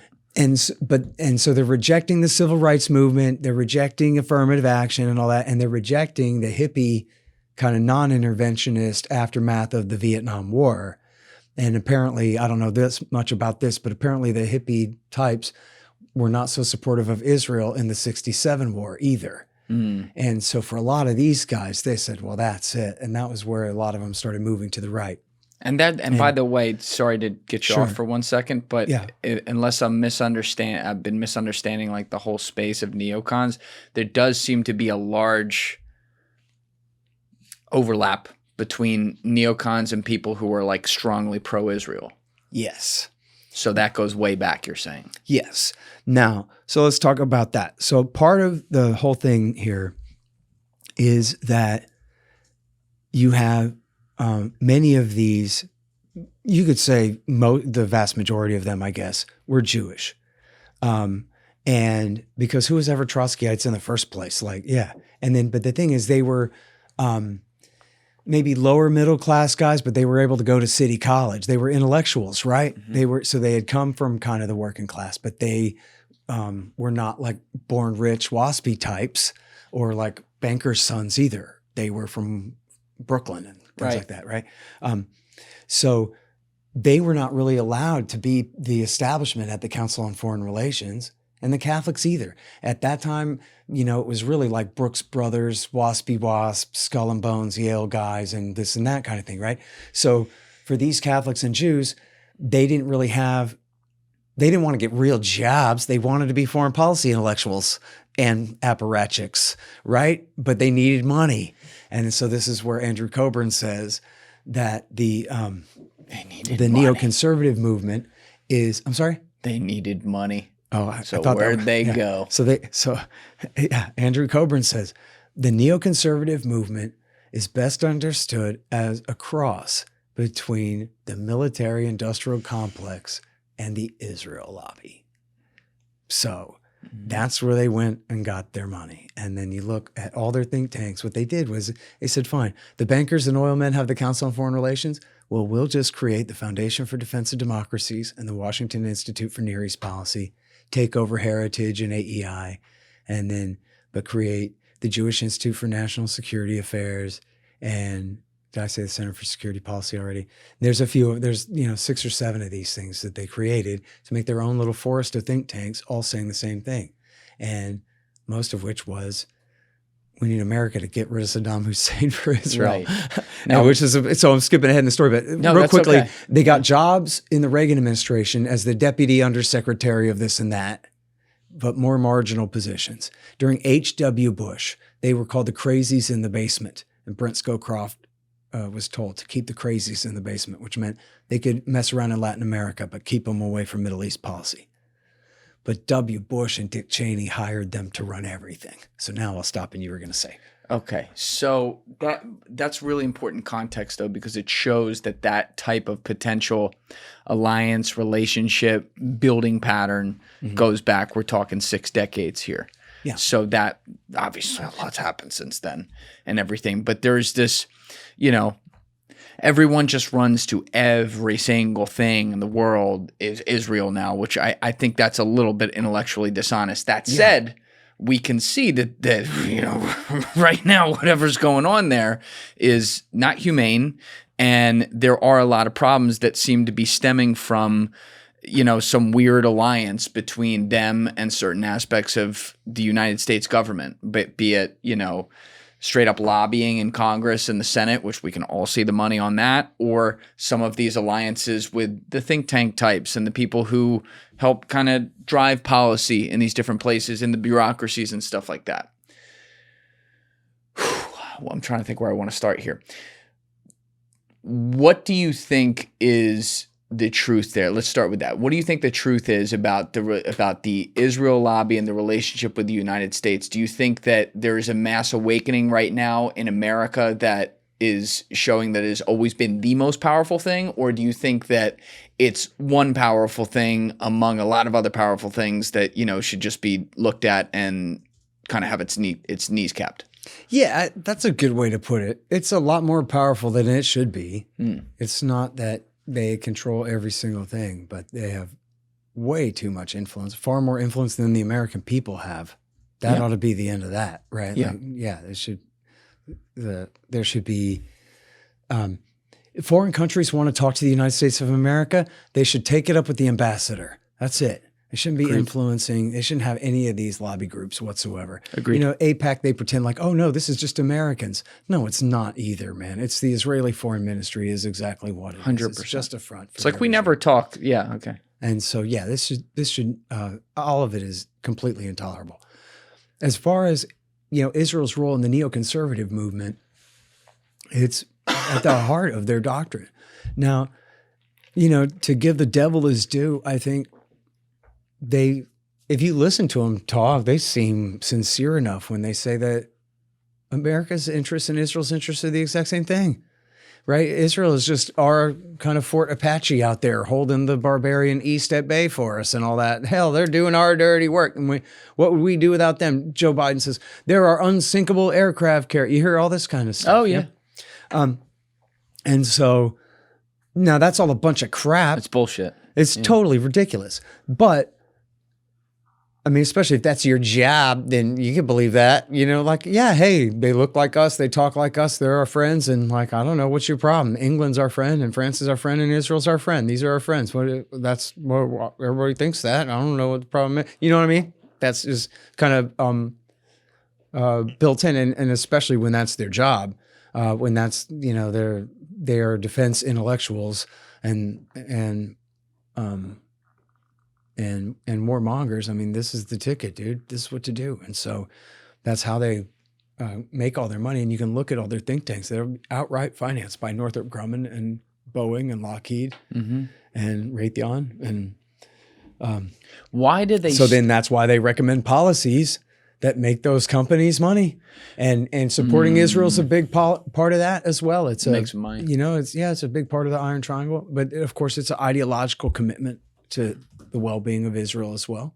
And there's some people who, quite frankly, probably don't give a damn about the United States and truly do see the United States simply as just a vehicle for, taking control of their country. In fact, there's one more thing here is that there's a couple of famous quotes from Norman Podhoretz and Irving Kristol from the 1970s, where they both say something very close to American Jews don't like big defense budgets. Like, in other words, they're liberals. This is in the 70s, right? Aftermath of Vietnam. Right.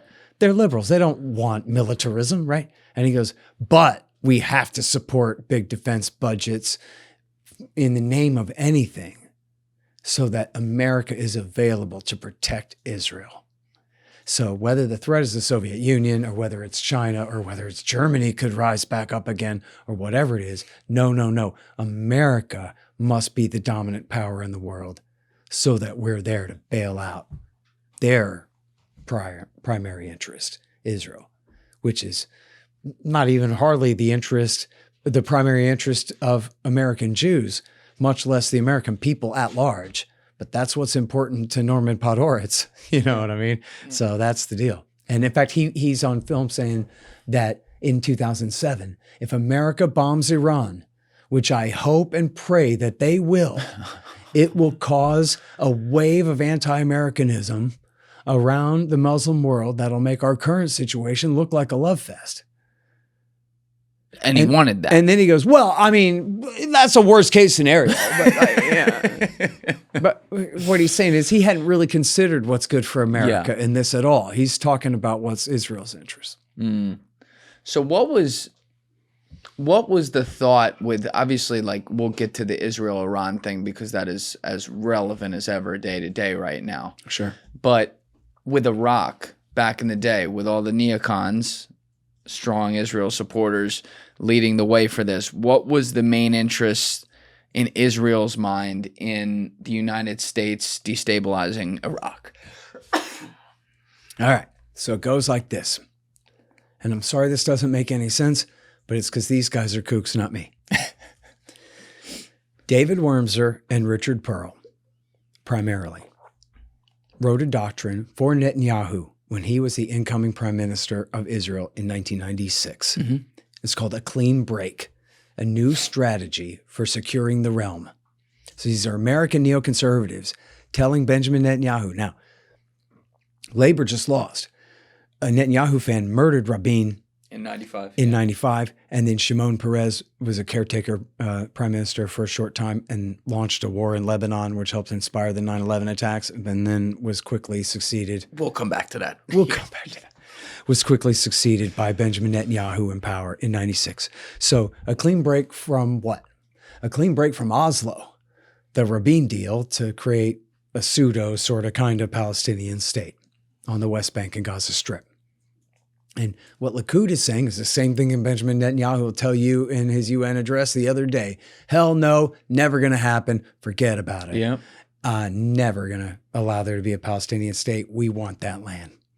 And but the problem with that is if you're going to take a break with Oslo and you're just going to keep colonizing all of the Palestinian territories, you have to deal with Hezbollah on Israel's northern flank in southern Lebanon. And so what we want to do is we got to figure out a way to neutralize Hezbollah and Syrian power in southern Lebanon as well, and particularly Iran's ability to back Hezbollah by way of Syria. Okay, so you're picturing your great map of the Middle East. Here's Iran, here's Iraq, here's Syria, here's Lebanon, and little Israel, here's Jordan. So we want to break this arc of Iranian power. Now, to do that, Wormser said, we need to focus on getting rid of Saddam Hussein in Iraq. Well, he's the Sunni dictator, the minority, 20% secular Sunni dictator of Iraq, Mesopotamia, the land between Persia and the Levant here. Exactly. What? Yeah. Okay. It's never made sense to me. So here's why they thought that, though. It was because an Iranian-backed Iraqi exile named Ahmed Chalabi was blowing a bunch of smoke up their ass and telling them, hey, man, if you do this and you get rid of Saddam Hussein for me and my friends will see to it that Hezbollah stops being friends with Iran and the new Iraq will be friends with Israel, build an oil pipeline to Haifa. Everything's going to come out just how you want it. Trust me, bro. Jordan and Turkey will be dominant in the new Iraq. Yep. Because the king of Jordan, he's a Hashemite, which means he claims to have the blood of the prophet. And that means that he can just cast a magic spell and every Shiite in Iraq will obey his every command and do whatever he wants. And so he'll be able to tell the Shiite clergy in Najaf to tell Hezbollah to stop being friends with Iran and start being friends with Israel.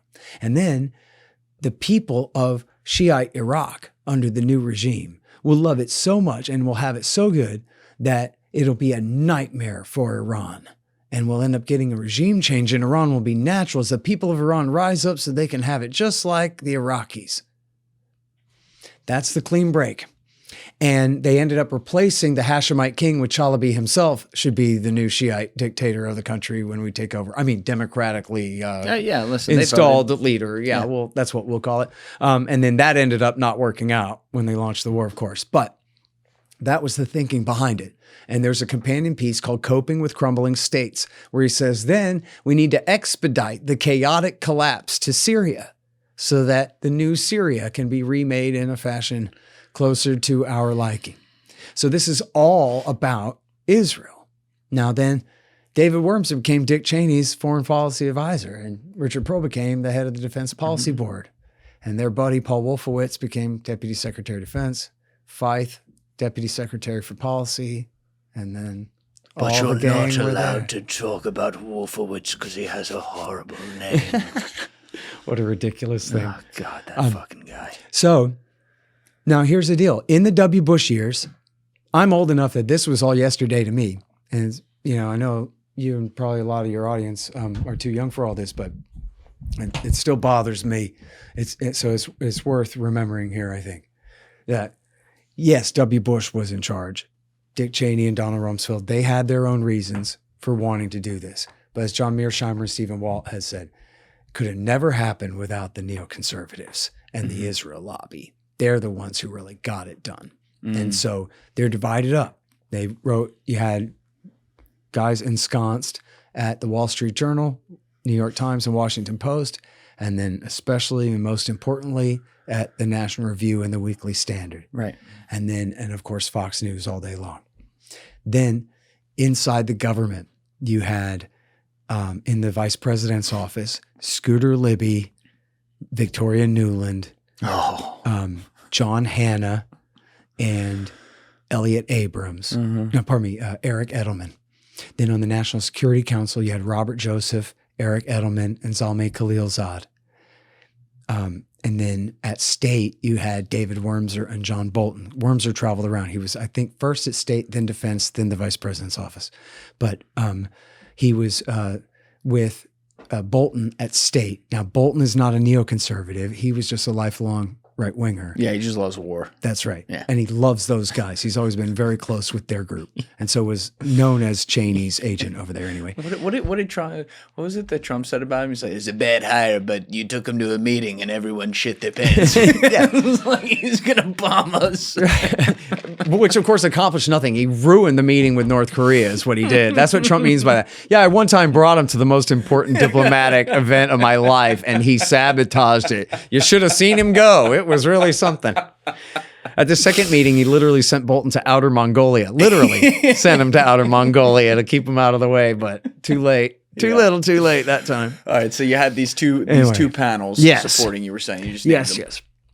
And then at Defense, you had on the Defense Policy Board, you had Richard Pearl, Gene Kirkpatrick, Kenneth Edelman, and James Woolsey. Now, Woolsey had been Clinton's head of the CIA, but he was a neoconservative and a total kook, and he was the one who went to England to try to prove that Ramzi Youssef was a secret Iraqi agent, which didn't work because the fingerprints actually didn't match. Thank you very much.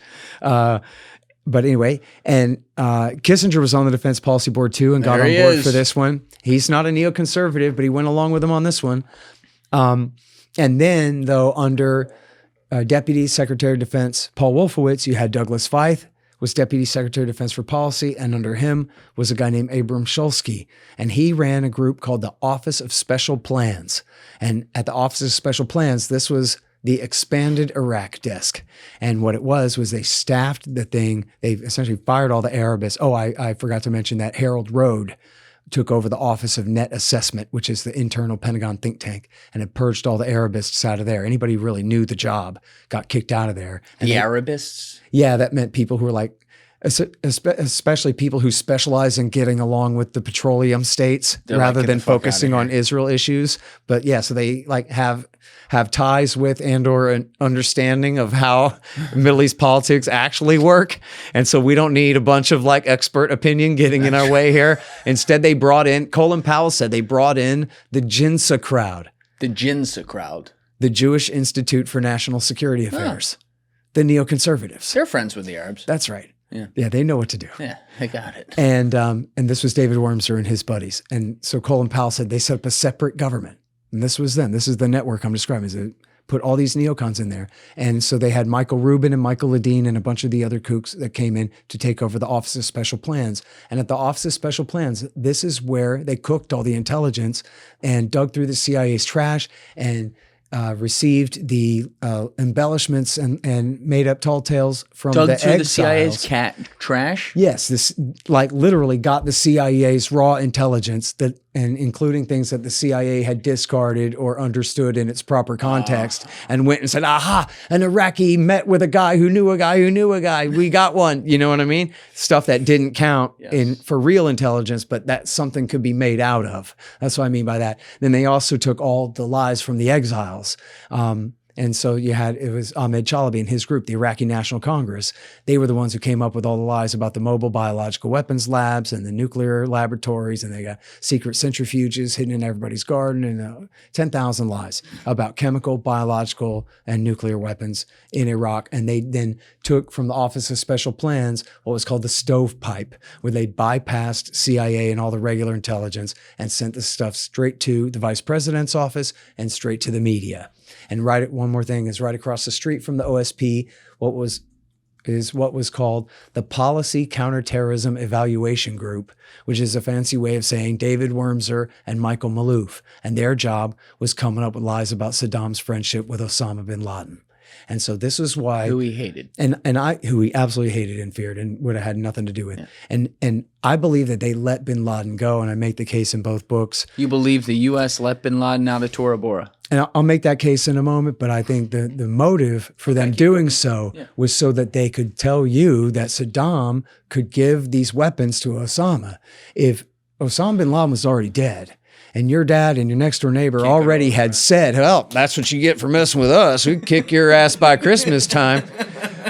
Well, then it's hard to get the war started again. You got to keep the thing going. And this is what Donald Rumsfeld said, and it's in the National Security Council notes, that maybe we should start bombing Iraq right now, even as we're bombing Afghanistan right away, because we want the American people to understand this war is going to take place over a large geographical area and over an extended period of time.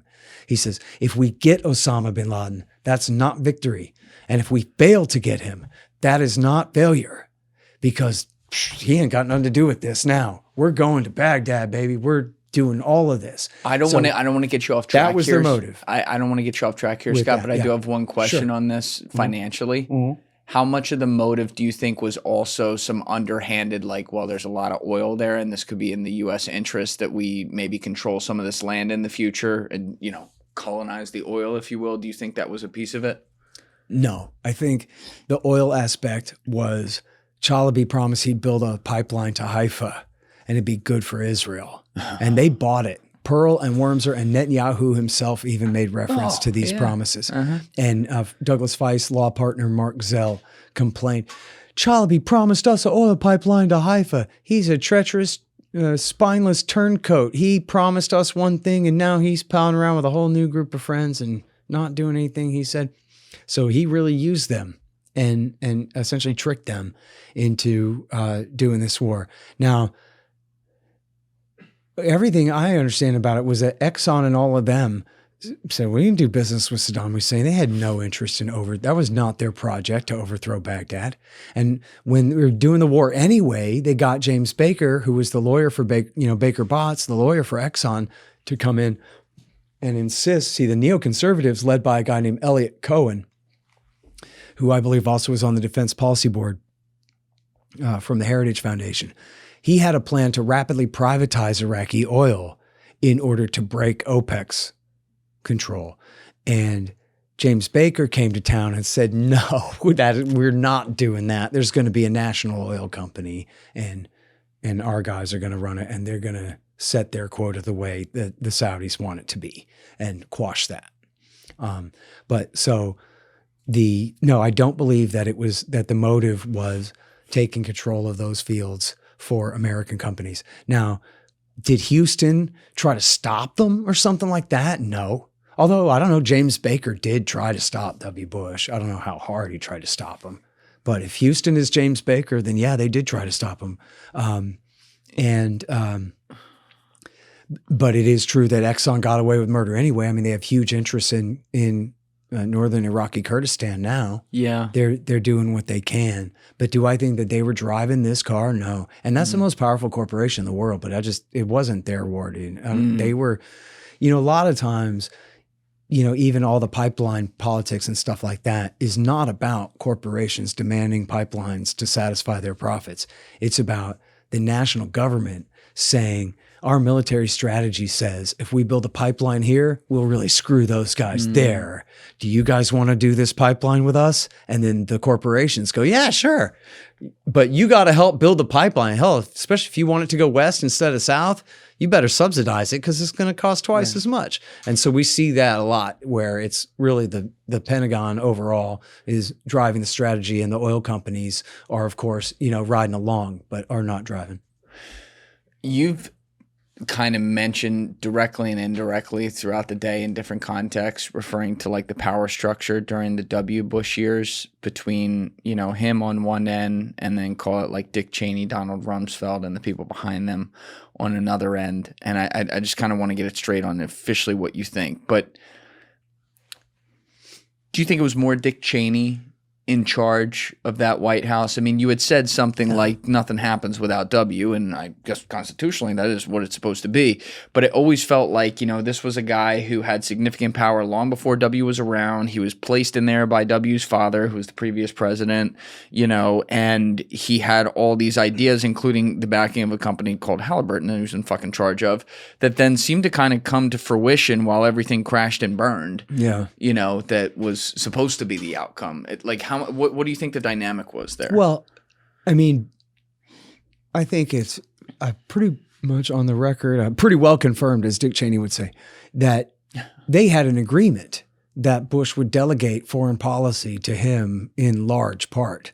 The idea was, W. Bush is the president. He gets to decide on all the biggest stuff. But after all, Vice, you're the smart guy who knows all the foreign policy stuff. My dad says you're great, whatever. So there was kind of a contest at first. There's a contest between him and Powell for who was going to have the most influence. And I think Powell lost out pretty quickly there. Yes, he did. And then, Cheney was driving. And like I say, he had this alliance with these neoconservatives, this network, and they knew what to do. By no means did they make W. Bush do it. What they did really, in terms of their relationship with him, because they did a hell of a lot in terms of the lies and in the media and everything else. But in terms of dealing with him, their responsibility was telling him, yes, sir, you're smart. This is going to work.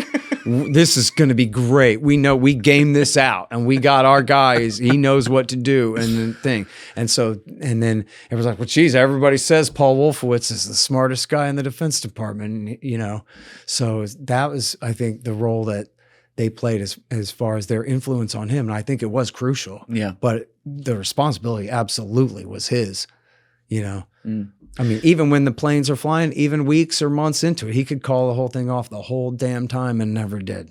He launched it and he owned it every moment of that war, through the end of his presidency. What's really bizarre to me, to take a step back for a second, is that you have 91 Desert Storm. It lasts whatever it was, like 72 hours or 96 hours. It was quick. They get in, they take control of what they need to, they get out. They don't continue this whole war. Mm-hmm. And then there's this narrative that, probably has some truth to it, that like it was unfinished business and W wanted to finish what his father started.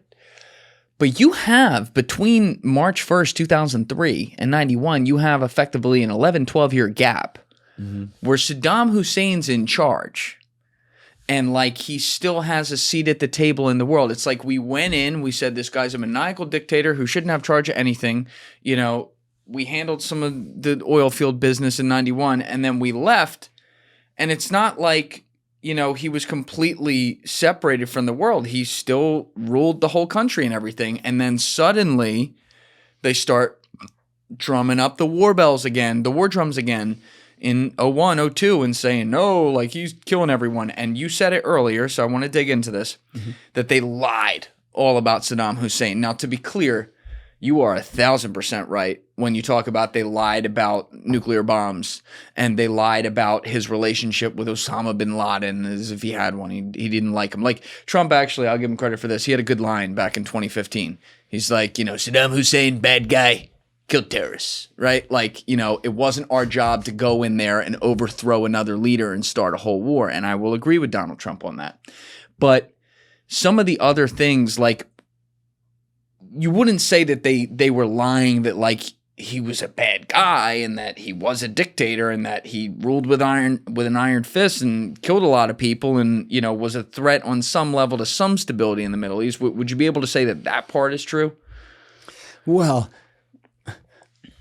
not exactly the way that you put it. Like, he absolutely was a ruthless dictator, but the way they make that is that directly translates into an aggressive threat against neighboring states. You know how those dictators are. That's not true. Yeah, there are no, all he kinds of wasn't. dictators that don't invade people all the time, right? Yep. So Yep. even just in that sense, I mean, what he really was Tony Soprano trying to hold everything together.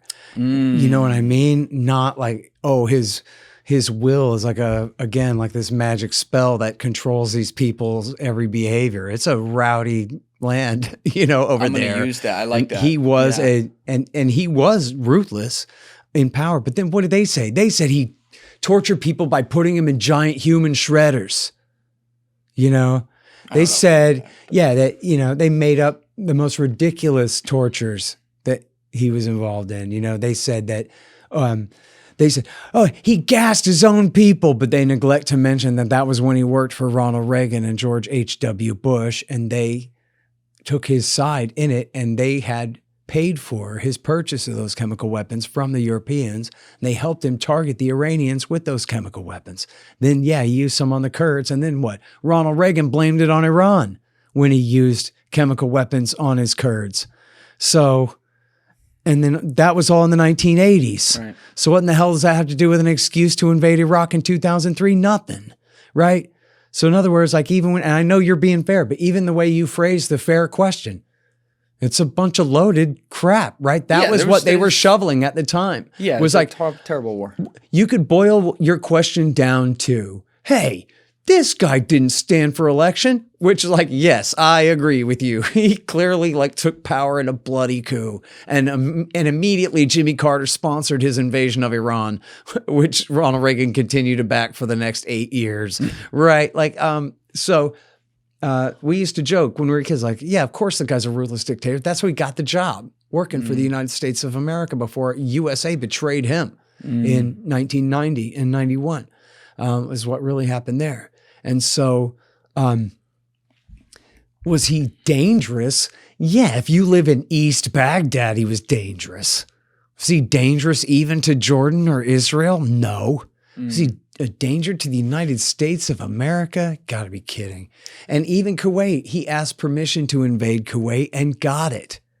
And then they lied their asses off that he was about to invade Saudi Arabia so that they could launch that war to drive him out of Kuwait when he had no intention of going to Saudi Arabia in the first place. And especially after they told him, don't you go to Saudi Arabia now. And then he was like, yeah, but they gave him a flashing yellow light at least for Kuwait. The ambassador herself told the New York Times, you can pull it up if you want. Well, we didn't think he was going to take the whole country. Her name's April Glaspie. I've heard this one. 1990. So, in other words, they gave him permission to invade part of Kuwait and conquer their northern oil fields. They told him to go ahead. And that was at the height of his power, right? So, no. The way that they framed it, that he was a danger, not at all. But you know what? You know who he's a danger to? Israel. Even then, just a nuisance. I was going to say, was it bluster or was it actual danger? It was actual danger, but on a minimal level. There you go. Is that what you were looking for? What Dave pulled Yeah. up? Confrontation in the Gulf. U.S. gave Iraq little reason not to mount Kuwait assault. This is from September 1990. All right. In the 2 weeks before Iraq's seizure of Kuwait, the Bush administration, on the advice of Arab leaders, gave President Saddam Hussein little reason to fear a forceful American response if his troops invaded the country. The administration's message to Baghdad, articulated in public statements in Washington by senior policymaker and delivered directly to Mr. Hussein by the United States ambassador April Glaspie, was this: the United States was concerned about Iraq's military buildup on the border with Kuwait, but did not intend to take sides in what it perceived as a no-win border dispute between Arab neighbors. In a meeting with Mr. Hussein in Baghdad on July 25th, 8 days before the invasion, Ms. Glaspie urged the Iraqi leader to settle his differences with Kuwait peacefully, but added, "We have no opinion on the Arab Arab conflicts like your border disagreement with Kuwait, according to an Iraqi document described as a transcript. The American version of that document was released in 2010 by Manning and Assange. So that's true and holds up, by the way. And then the quote is in there somewhere where she says, well, we didn't think he was going to take the whole country. She says that to the Times. Can we find that? We didn't. Somewhere. And she does have... to suggest that we are to blame for all this and we lulled them into thinking they could have Kuwait is really terrible, but we should have had a stiffer tone. It is unlikely to have made a difference, but it might have made a difference. That's not it. Okay. It's in there somewhere. I believe you. It's somewhere in there. Don't worry about it. It's fine. Point being, I got you. So there. Try whole.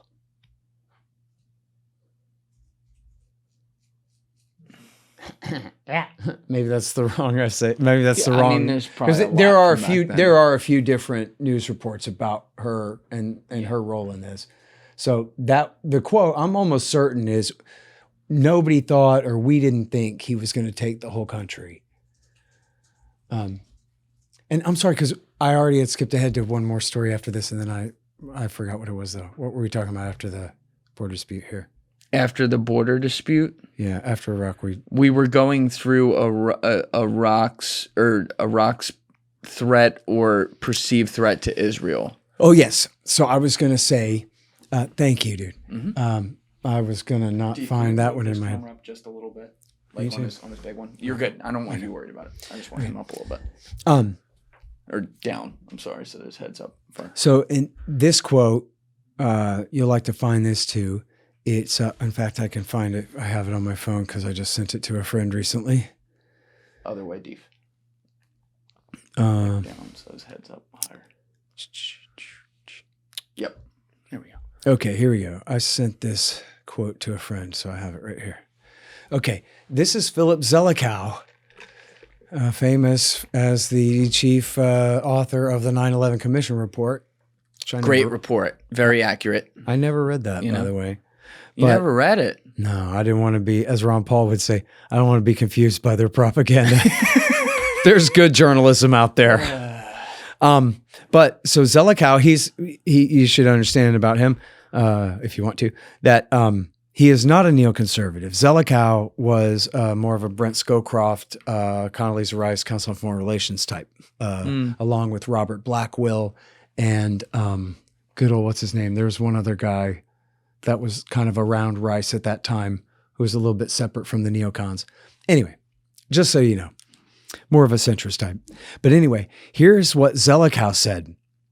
In 2002, before the war, he said, why would Iraq attack America or use nuclear weapons against us? I'll tell you what I think the real threat is, and actually has been since 1990. It's the threat against Israel.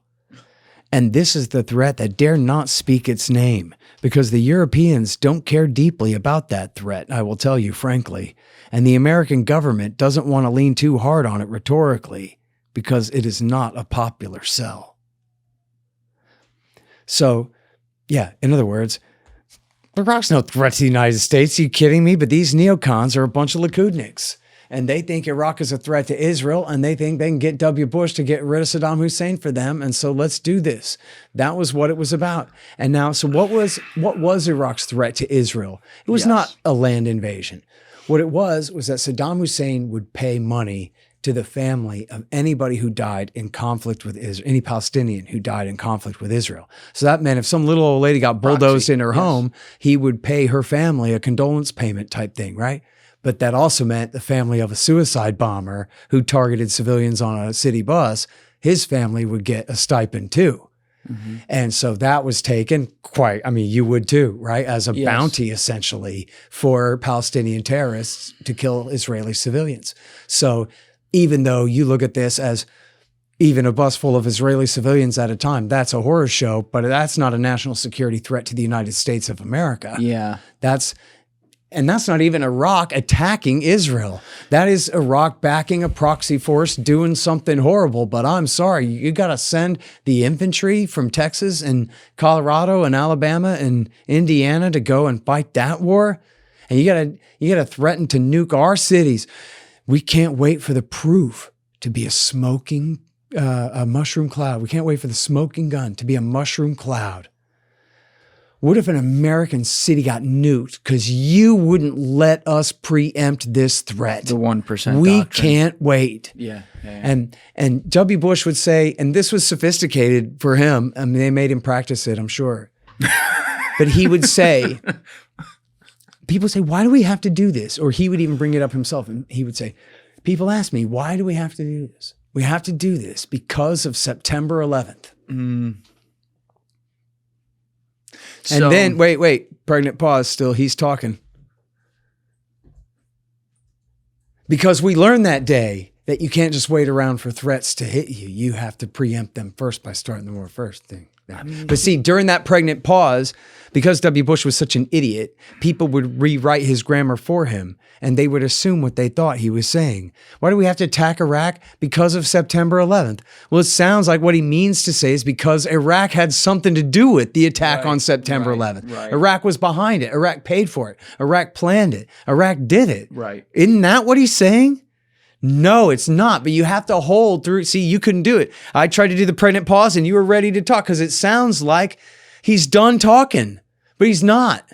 He picks up after 6 seconds and goes, because we learned the lesson that day that from now on we get to start all the wars, which is just a bunch of crap, right? Which means nothing. Yeah.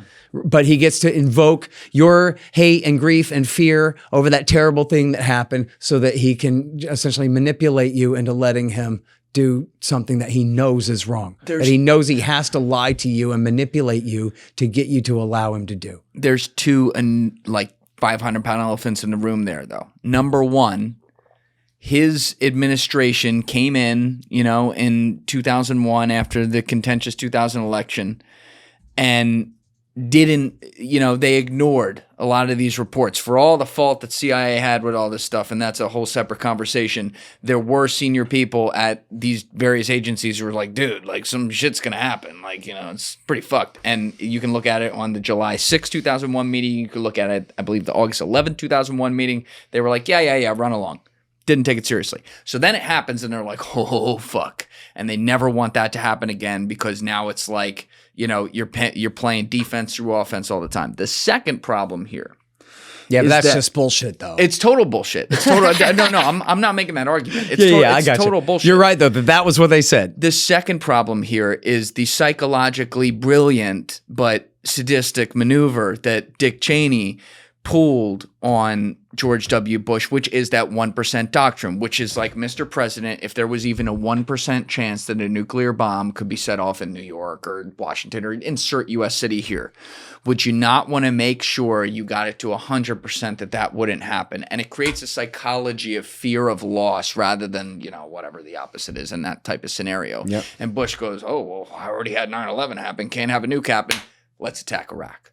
And so they, it's interesting. The pregnant pause example is like a pure context snafu. I disagree that Cheney was manipulating Bush on this. Bush wanted to do this. Oh, yes. Bush's attitude I agree with was, that. I'm shopping for a bill of goods. But that put him over the top. Come on with the excuses. I need as many as I can get. 1% doctrine, that sounds like a good one. Mm-hmm. He had, at one point had said, I need a way to say this that it makes sense to the guys at the bar in Lubbock. In other words, help me lie to people so that they will falsely believe that we need to do this. That's it. That's what that means. Going to Iraq. Yeah. I mean, I was a cab driver at the time and I used to argue with people that look, man, remember after September 11th, we started bombing Afghanistan essentially immediately and didn't ask anybody if it was okay first? Yeah. So why do you think we're asking Russia and China and France for permission to attack Iraq? Oh, no. And we're waiting for a year and a half to start the carpet bombing. Just think hard now, dude. You're stuck in my cab in traffic. Think it through. You're the cab driver. It's because they didn't do it. That's why. That's why. Yeah. It's because they wouldn't dare go in front of the UN Security Council and say, oh yeah, no, we're convinced that Iraq did it. Because the intelligence agencies of the other first world nations know that that is not true. That's why. That's why we bombed Afghanistan a year and a half ago, and we still haven't quite invaded Iraq yet. And we're sitting around pouting that the French won't let us. And then we're going to have to just go ahead and invade even without a UN Security Council resolution, et cetera, which was never a debate over Afghanistan because it wasn't illegal to attack Afghanistan because somebody committed an act of war based out of Afghanistan. And that was already the agreed consensus. You know, they didn't even, I don't think they even needed a UN rubber stamp on that. It was just accepted. They needed maybe a UN resolution for the continued occupation of Afghanistan or something like that, possibly. But anyway, I needed to get in a cab with you in 2002. That could have been a lot of fun. That probably would have been a great reality show. We got some work done. Yeah. We did used to joke about there. See, there was a show. There was a show back then called Taxi Cab Confessions on HBO. Yeah. That's what I'm thinking. Yeah, and for people not familiar, it was. They would talk about their sex lives and then say some hilarious shit. And then they would go and say, hey, sign this waiver and we're going to put you on HBO. Yeah. But so it was totally candid stuff, right? Scott's like, shut the fuck up. We're talking about Iraq. Yeah, exactly. So mine, that was the joke, was at the time was if I could I'd have to get a good lawyer and then we just do it for the Access Channel. Mm-hmm. But instead of me asking them about their sex lives, it would be me lecturing them about the Federal Reserve System and the coming war on terrorism. And then how killer that would be if we had footage of me in 1998 going, here's what's going to happen. There's going to be a massive terrorist attack in New York, and then we're going back to Iraq. You know, yeah, those were the days. And, wait, you called the terrorist attack in New York? A lot of people did, by the way. A lot of people did. I mean, in fact, the Council on Foreign Relations had a giant symposium on we need to create a Department of Homeland Security because Osama bin Laden's coming. And that was in 1999, whatever. So, like, there have been a lot of attacks leading up to that. Didn't they, in that 96 report, though, what was that called again? I predicted the .com crash, too. That was really good. I just listen to what Ron Paul says, quite frankly. Ron Paul knows some shit. Go back and read his archives and be like, wow. The 96 one, the report that they shared with Netanyahu when he came in, what was that called again? A clean break. Right. Isn't that, because that was written by a lot of neocon guys, isn't that also where they introduced the idea of like a major attack on U.S. soil? No. I'm thinking of a different one. You're close though. This was a project for the New American Century document called Rebuilding America's Defenses from 1998. Got it. And it doesn't really say that. It just says, and this was a cliche at the time. I know it sounds kind of shocking at first if you hadn't heard it, but people would talk like this kind of a lot because it was obviously this was a thing. There's a reason it was a cliche. It's going to be hard to get the American empire to change direction and move in any important way without something like a Pearl Harbor attack that comes out of the blue that gives us then the incentive to get our act together and change. So people see that and they go, aha, see, they orchestrated the whole thing. But in fact, I think Zbigniew Brzezinski uses that phrase in the Grand Chessboard in a slightly different context, but essentially the same. And I remember reading like in the Wall Street Journal and stuff, people just talk about that like in the 1990s that because, you know, the narrative about Pearl Harbor was America was a sleeping giant.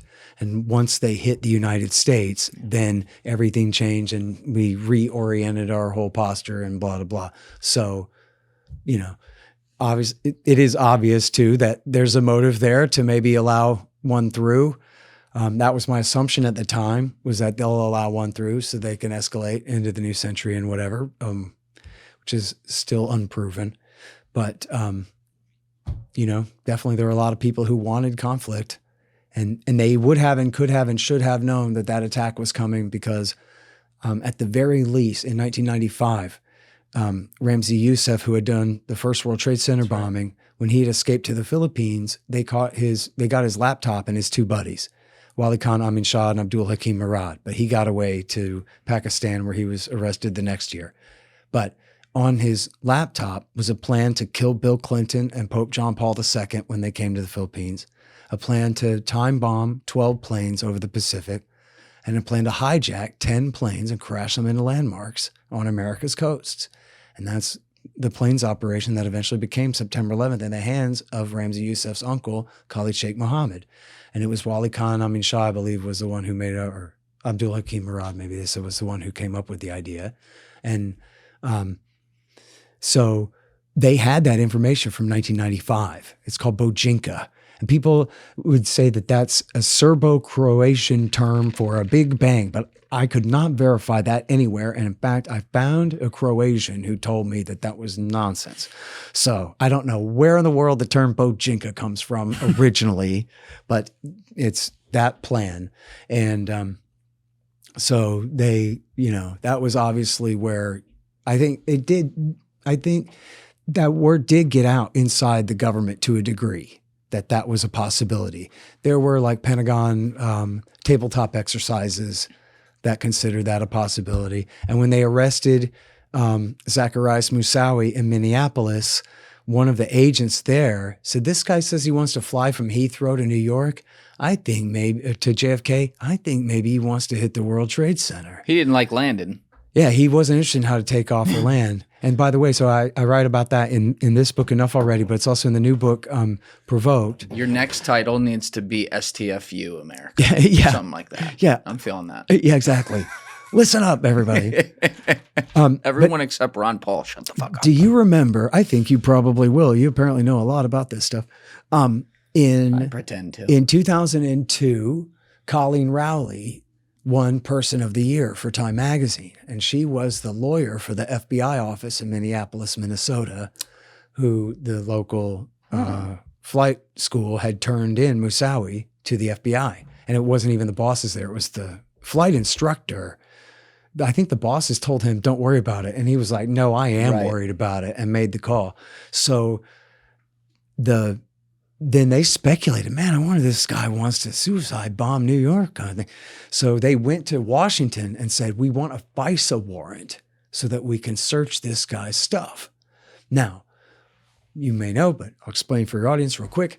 Under the Fourth Amendment to the U.S. Constitution, if the government wants to search you or me or our stuff, they have to go to a judge who is pretend to at least a separate branch of government and convince him that it is more likely than not, right, probable cause, that if they look where they want to look, they will find evidence of a crime that they already know has been committed, and they're trying to prove who did that crime, right? They're not allowed to say, we want to look at this guy and go fishing on you.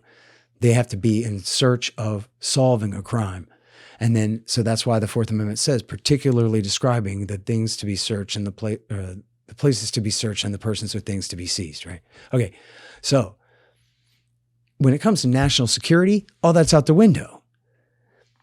There's something from the Foreign Intelligence Surveillance Act of 1978 created this authority, and it created a new court, the Foreign Intelligence Surveillance Court. And that court has the authority. The justices are appointed by the Chief Justice of the Supreme Court, and they have the authority to give a warrant to the National Security Agency or the FBI Counterintelligence Division to do, or I guess other national police, if in an emergency anyway, to search or fish on any monitor or surveil anyone who they have a reasonable belief, much lower threshold of evidence. Right. A reason to believe, essentially, is all that means. That this person is an agent of a foreign state or a foreign terrorist group. And if they're an agent of a foreign power, then Fourth Amendment out the window. You're not an American citizen or a U.S. person protected by the Fourth Amendment. You are now an agent of a foreign state or terrorist group. And so on that basis, they can search you morning till night and without knowing anything else about you. Right. It's very, very subjective, very, very low threshold of evidence. Yes. They could they had a FISA warrant on antiwar.com. That's how easy it is to get a FISA warrant, okay? They can violate my rights with one, but they couldn't violate Zacharias Moussaui's. Because you're questioning the state, Scott. We can't have that. Yeah, Zacharias Moussaoui apparently was doing what they wanted. I don't know. But so here's the thing, though, is they didn't search him. And then September 11th happened, and the Michael Rollins and Michael Maltby at FBI headquarters in Washington. They denied Minneapolis the authority to even go ask the court for the warrant. So they didn't even get a chance to. And I think they begged and repeatedly asked and were turned down. And then on September 11th, they asked, now can we get a FISA warrant? And they still were told no by headquarters until the director of Central Intelligence, George Tenet, said, hey, I wonder if this has anything to do with that Minneapolis thing. And so that evening, they got their FISA warrant and they searched his papers and they tied him directly to Ramzi bin al-Shibh and the terrorists in Florida. Bin al-Shibh, I guess, in Spain, and the guys in Florida. So in other words, if they had gotten their FISA warrant on time, they would have been able to roll up the September 11th plot. And why wouldn't FBI headquarters give them their FISA warrant? Even though French intelligence said, we know Moussaoui and his brother, they both fought in Chechnya and are recruiters for the terrorists in Chechnya. FBI headquarters said, we like the terrorists in Chechnya. They're not terrorists. They're freedom fighters. They're our guys. And so that makes them not agents of a foreign terrorist group. Oh, there's can't have your warrant. Every face. There's egg on every face. It's pretty bad, man. It is pretty bad. My God. Yep. It's like when I look at September 11th, first of all, in my life, it's very significant because it's one of the first things I can really remember. I was like 7 or 8 years old. Interesting. And you don't know the full gravity of it, but if you're from New Jersey, like we knew people who died in those towers, it hit close to home, and it's kind of like that's where life begins. But it's also this seminal socio-cultural, geopolitical, world order shifting moment in time where everything that happens afterwards, a lot of it with us at the forefront of it, obviously, from a foreign conflict standpoint, a just pure geopolitical alliances standpoint, a cultural standpoint, which I would say is directly tied, more importantly, to an economic standpoint when you consider that afterwards we have the great housing crisis that emanates around the world and crashes economies, and the middle class suddenly goes even more like this than already had been, gets kind of legislated away.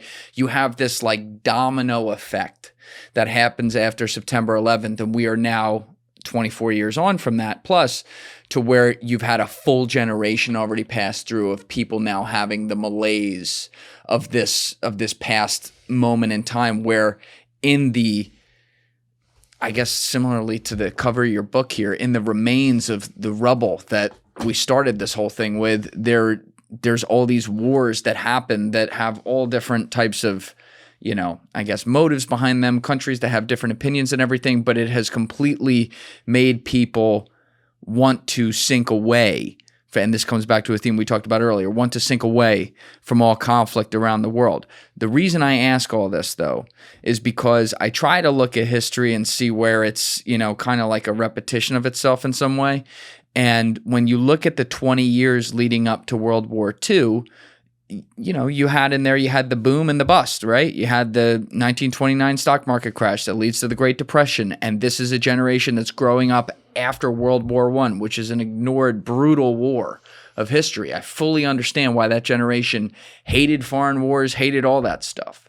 But then it's like we got so isolationist that then something did happen, and a Pearl Harbor happened, and then we had to get involved in this crazy war that, was a world war, the biggest war of all time in World War II, and luckily, we won that war. But do you worry about the malaise that has happened from all these kind of smaller but consequential wars that have gone on, leading to something like a September 11th or something like that then suddenly makes this a thermonuclear struggle? Nope, because you got it all backwards. I have it backwards. It was American intervention that led to Pearl Harbor, not isolationism. America had a deliberate 8-point plan of how to provoke Japan into attacking us first, uncovered by Robert Stinnett in his book and published in his book Day of Deceit in 1999. It's called the McCollum Memo. That is correct. And so that was all very deliberate. And in fact, I mean, this included shipping planes to China for them to use in the war. So they were directly intervening. So obviously, for everyone, with an IQ lower than 110 listening or whatever, that's not a justification for what Tojo did. It just means that the myth that isolationism led to our involvement in the war, or led to a situation where we belatedly intervened. If only we had intervened sooner, or something like that. Like, all of that is the mythology that they've laid down since that war. But it made sense at the very least to stay out of it as long as possible. Let everybody else exhaust our enemies as much as possible before we have to fight, if we do have to fight, assuming that much. Can I give you something on that? I just want to see what you think of this. Sure. And by the way, I've interviewed Robert Stinnett a few times. Oh, you have? He died back in the day, yeah. Interesting. Talked all about this. So and he was, by the way, a supporter of FDR, and he even supported FDR deliberately provoking Pearl Harbor and allowing it to happen, because he said it was that important that we fight the war. He was a sailor in the Pacific. Yeah. And so that was his point of view on it, but he said it's still true. It is true. I've actually had two separate people in here from wildly different backgrounds talk about this directly. I had Jesse Fink back in episode 223, and he wrote a book on it about how MI6 had an office in the building where this picture is taken on the wall right here, which is Rockefeller Center. In the build up to World War II, they knew damn well about Pearl Harbor, and there was a back office, back channel to FDR that he knew about it too. And to your point, yeah, there was like the 8-point plan and all kinds of shit going on behind the scenes there, and it absolutely was provoked. Here's where it gets really fucking uncomfortable though. And this is what I want to ask you about. FDR let that happen because people would not get behind the war, because both the left and the right in America was incredibly isolationist at the time. And unfortunately, if something like that did not suddenly literally flip the page one day to where everyone was like, fuck that, we got to go get these people, we may never get into that war. It was so bad that when Britain was getting the shit bombed out of him by Hitler, Churchill was coming to FDR asking for help. And he even at one point asked FDR for 2 completely out-of-service ships that were in the Caribbean that Congress had an act that they voted on and then tabled like a year before to whether or not they were going to destroy those boats or not, because they weren't even usable. So Churchill said, I'll take anything, give me those. And FDR said, I'm sorry, I can't even give you that. I have an election on November 5th, 1940, and my opponent's running to the isolationist right, so I need to run there with him. Right? So you had such an isolationist attitude that I would argue, and it certainly gets into a moral question here, that the reason they did the, all right, let's provoke them into doing this, was to be able to get the go-ahead to enter the war, because they were concerned that if that war blew up and you had an enormous GDP like Hitler had, which is, by the way, when people make that reference to Russia now, I'm sorry, but that's not relevant. Russia has a GDP the size of Italy. Hitler had the about to be the largest GDP in the world, and he was taking over all of Europe. If you let something like that spread and then he builds alliances in Asia, that potentially does come to our shores. That's where I would have the argument with you. Yeah, I'm sorry. That's a extremely slippery slope. I mean, in fact, what was going on, right, was that the Germans continued to sue for peace, and the British continued to hold out and continue bombing them, hoping that eventually they could get America to get into the war and win it for them. And then when we finally did get in the war, what do we do other than save Stalin and Mao Zedong? And through our unconditional surrender on both fronts, empowered world communism, and then necessitated the creation of the American world empire to contain it for the whole Cold War, which, as you said earlier, ended up risking total global thermonuclear annihilation on numerous occasions. So, like, that's the best of all timelines. It's the way World War II worked out because we finally got in there. I'm not so sure of that. I don't think the German Reich could have outlived Hitler, and I don't think he could have lived very long in any circumstance. Whereas Soviet communism and Chinese communism and the legacy of all of that through Asia, the Korean and Vietnam wars and all of that, it's at least equivalent to the Holocaust right there, just America's Cold War in Asia. So, and never mind the tens of millions starved to death by Mao Zedong. And, you know, by far the most violent man who ever lived, and the highest body count of anyone who ever lived, all because America forced the Japanese unconditional surrender to get completely out of China. And then we'll deal with what comes next then. Yeah, great. So, you know, none of this was thought through well or done right at all by anyone, I don't think. If you read, I think Pat Buchanan's book, Churchill, Hitler and the Unnecessary War, and there's, of course, A.J.P. Taylor, if you've ever read that, on the origins of World War II. I have. And this is something, you know, Pat Buchanan knew that everybody was going to say, oh, you love Hitler, Pat, which is a bunch of crap. And so in his book, he only cites British historians from Oxford and Cambridge, right? That's the only people he cites. And he goes, look, this is ridiculous, man. You know, people said that George W. Bush was the Winston Churchill of the 21st century. More I look at it, I'm starting to think that's right. The Winston Churchill was the George W. Bush of the 20th century. And everybody, you're just supposed to lionize the guy and not ask too many questions. And after all, it's obvious enough for like a grade schooler that when the enemy is Hitler and Tojo, pure evil, then that means that you're on the side of light and goodness and whatever. When it's the British Empire whose side we were on.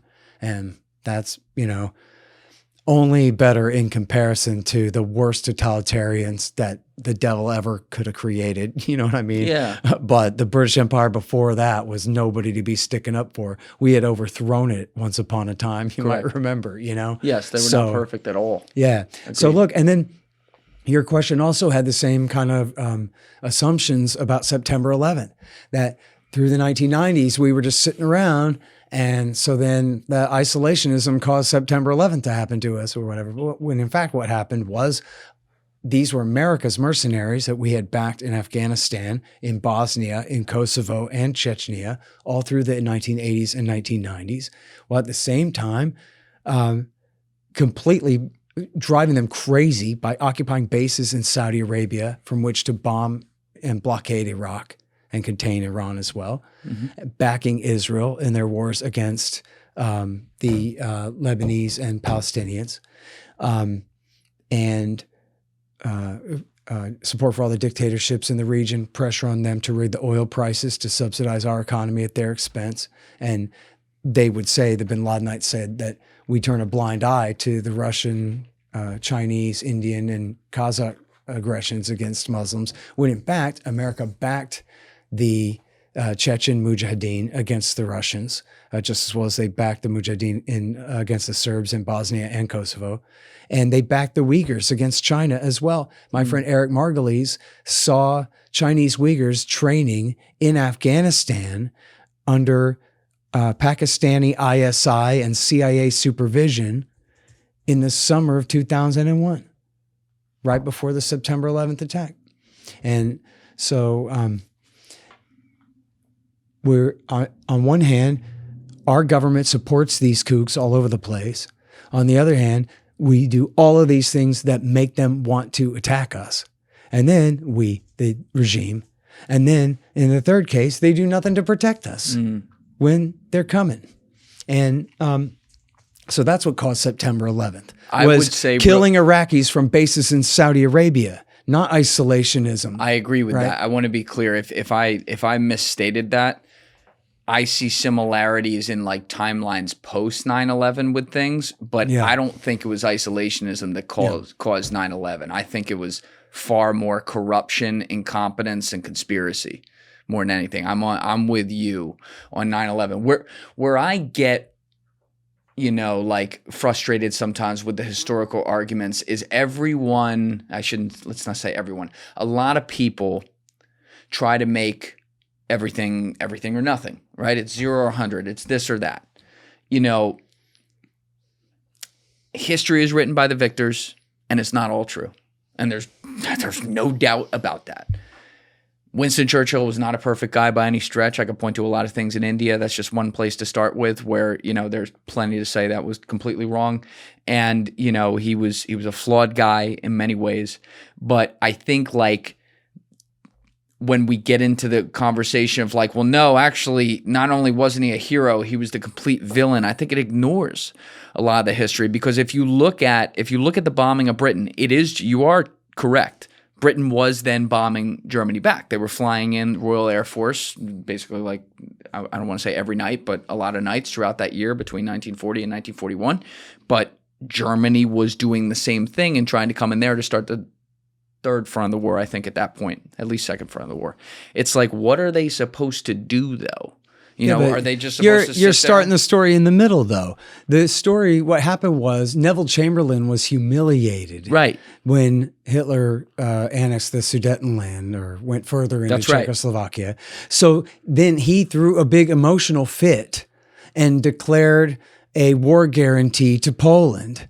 His foreign secretary, Lord Grey, said that he should be locked in an insane asylum, that this was the absolute most idiot blunder in the world. Why? So in other words, imagine Condoleezza Rice or Colin Powell, while he's in power, saying that George W. Bush should be locked in an insane asylum, that he has no idea what he's doing. He must be stopped before he invades Iraq. That's what was going on in England at the time.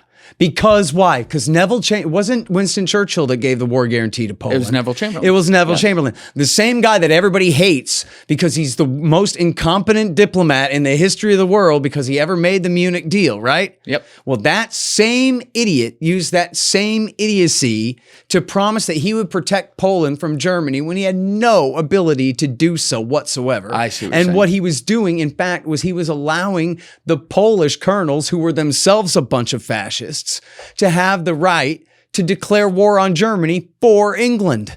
He's just outsourcing the war. They were supposed to be negotiating over Danzig. He's telling them, you don't have to negotiate with Hitler. Why would you negotiate with Hitler? I got your back, little buddy. But he didn't have their back whatsoever.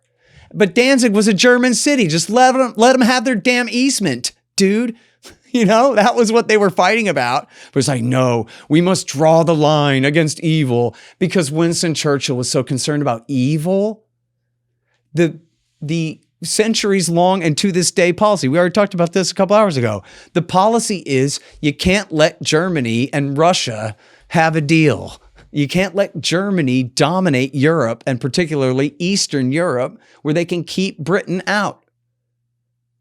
The discussion wasn't about the evil of Nazism. The discussion was about, what is their power going to do to our power? We're going to lose some.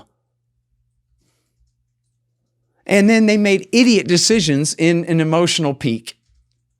And then once the war started that they couldn't possibly finish without forcing us to fight the war for them, from their propaganda office in Rockefeller Center and the rest.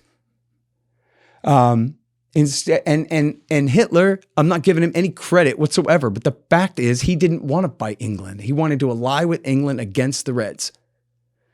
And by the way, at the end of the war, What's the evidence Churchill for that? himself said, What's the evidence for that? I guess, it's in the book. It's in Churchill, Hitler, and the Unnecessary War by Pat Buchanan. And it's also in A.J.P. Taylor on the origins of World War II. Then why do you go across their red lines and invade the Sudetenland? Why do you then send in the Luftwaffe to bomb them into submission? If you are trying to make them an ally England against... declared war on them first. England declared war on them because they... This is where I would have a problem with Because they'd given an idiot war guarantee to a country they couldn't defend. This is where I would have a problem with your argument. Okay. The parallel nature of Iraq and Poland... Well, I wasn't bringing up Iraq and Poland as like strategic equivalents on the risk board. I was bringing up the politics of Foreign Minister Lord Grey saying that Prime Minister Chamberlain was an idiot out of his mind, that this was an absolute blunder, that it made no sense whatsoever. And how in the world could you have done this without consulting me first, et cetera, et cetera, et cetera, et cetera. So I was saying if Colin Powell had rioted over what W. Bush was doing, imagine the politics of that, like how desperate he would have to be to react in that way. You know what I mean? That's all I was saying. The politics of that. Okay. To me, the fact that Lord Grey thought the war guarantee was insane is like ipso facto proof that it was. It means that Chamberlain he did that because he had been made to look ridiculous. And this was how he was going to fix that, was by looking tough instead. Where do you all right, so here's the question. And by the way, I should have said at the beginning of this too, I don't know jack shit about World War II, other than I've read Stinnett about Pearl Harbor, and I've interviewed him a bunch of times about that back in the days before he died. Okay. And I read was it Victor Gold or something's book about Pearl Harbor as well. And John Toland's book about Pearl Harbor I read years ago. But like the revisionist stuff about the European War, all I've read was A.J.P. Taylor on the origins of World War II, okay. Pat Buchanan's book, Churchill, Hitler, and the Unnecessary War. And there's another one by a guy named Nicholson Baker called Human Smoke, and which is really great because it's just newspaper headlines from all throughout the lead up to the war. And it actually ends at the point where America's getting involved. Germany's declared war on America and America's now going to join the war. That's interesting. That's where it ends. And the point of the book is it's just off-ramp after off-ramp after off-ramp after off-ramp that are ignored. And as the war is escalated to the worst thing that ever happened. Then in hindsight, we're supposed to essentially rationalize that this thing that killed 60 million people, man, it had to be or it would have been worse. But like, I don't know, dude. You know, when you read Human Smoke, you go, it looks like the only heroes in all of Europe during that time were the Quakers trying to smuggle in food to dying, starving people. Again, though, everybody else was, by everyone else, I mean, all political power was arrayed against the people of Christendom. Man, but here's the thing, Scott. Here's the thing. There's the world that exists as we want to see it, and then there's the world that really exists. And I think that's what I'm saying. In the world that really exists, there's also flawed men there who sometimes actually want to do the right thing, other times don't, by the way, to be clear. But I don't know how else something like that goes down, because when I look at the world, I have a lot of things that it's cynical to say it, but unfortunately I think it's true. Sometimes I got to pick the best shit on a steaming pile of shit. What's the least smelly one there is, right? Not to say it's good, it's still shit, but it's better than that shit down there. And when I look at that and study the history of it, I would say that for all the flaws and problems with the British Empire, of which there is a laundry list, the Western, big air quotes here, freedoms that maybe that represented versus a fascist ethno-Nazi state in Germany, that's an easy argument for me. The argument is, if I need one piece of shit, that is a way better shit over there in Britain than it is in Germany. And so, yes, you are absolutely right. The Neville Chamberlain really looks like a total cuck in hindsight with everything he did, and then felt like he had to protect his pride to, say, well, if they cross this red line, I'm going to declare war. I would argue he just shouldn't have he shouldn't have even tried to negotiate with Hitler over the Sudetenland. And I'm not an interventionist kind of guy, in case that's not clear in this conversation, but I'm looking at it like the guy had already proven that he was on meth, he was going to take whatever he wanted to fucking take, and then you sit down with him and think he's going to keep a promise, and then he doesn't. So at that point, even if it's a pride protector, what the fuck else is he supposed to do? Look, I think say, "Oh, I'm sorry. All right, he broke the agreement." You know what? I think Go ahead and take Pat's Poland. book. I think he'd like Pat's book. I'll read it. At this point, his enemy that he wants to fight is in the East. He has no intention to attack France and Belgium and Denmark and Great Britain. What is the basis of that? Well, first of all, Mein Kampf. That's where all the Lebensraum is where all the Slavs live. They're to be either killed or cleansed, and that's going to be all German land up through the borderlands of Russia and even including into Russia. So you think a guy that would think that about other people, and his enemy was the communists in the East. This is where it was matter and antimatter. I'm not saying that England was like their natural ally, and I think this is clear from Pat's book and from Taylor's book that Hitler looked at it like war with the Soviets was inevitable, and forgive me if I'm screwing this up. It's been maybe 15, 20 years since I read Pat's book, but I'm pretty sure the way that the timeline worked was that it was after Chamberlain gave the war guarantee to Poland was when Hitler said, well, shit, then went and sent Ribbentrop to go do the Hitler-Stalin Pact.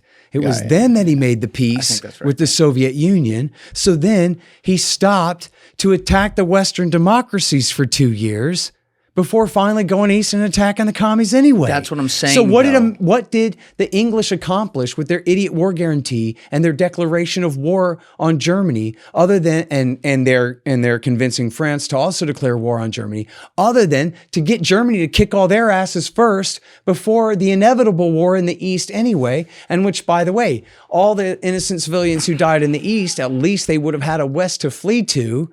Not easily, but at least there would have been a West to flee to that hadn't already been conquered by the Nazis if they hadn't had done that. I think you're making a big assumption about a psychotic leader who already was demonstrating in the 1920s in Mein Kampf and in his speeches that there were groups of people, including in this case, you are 100% right about that, the Slavs and the people to the east who he politically most disagreed with. He was already demonstrated that he viewed other land and other peoples.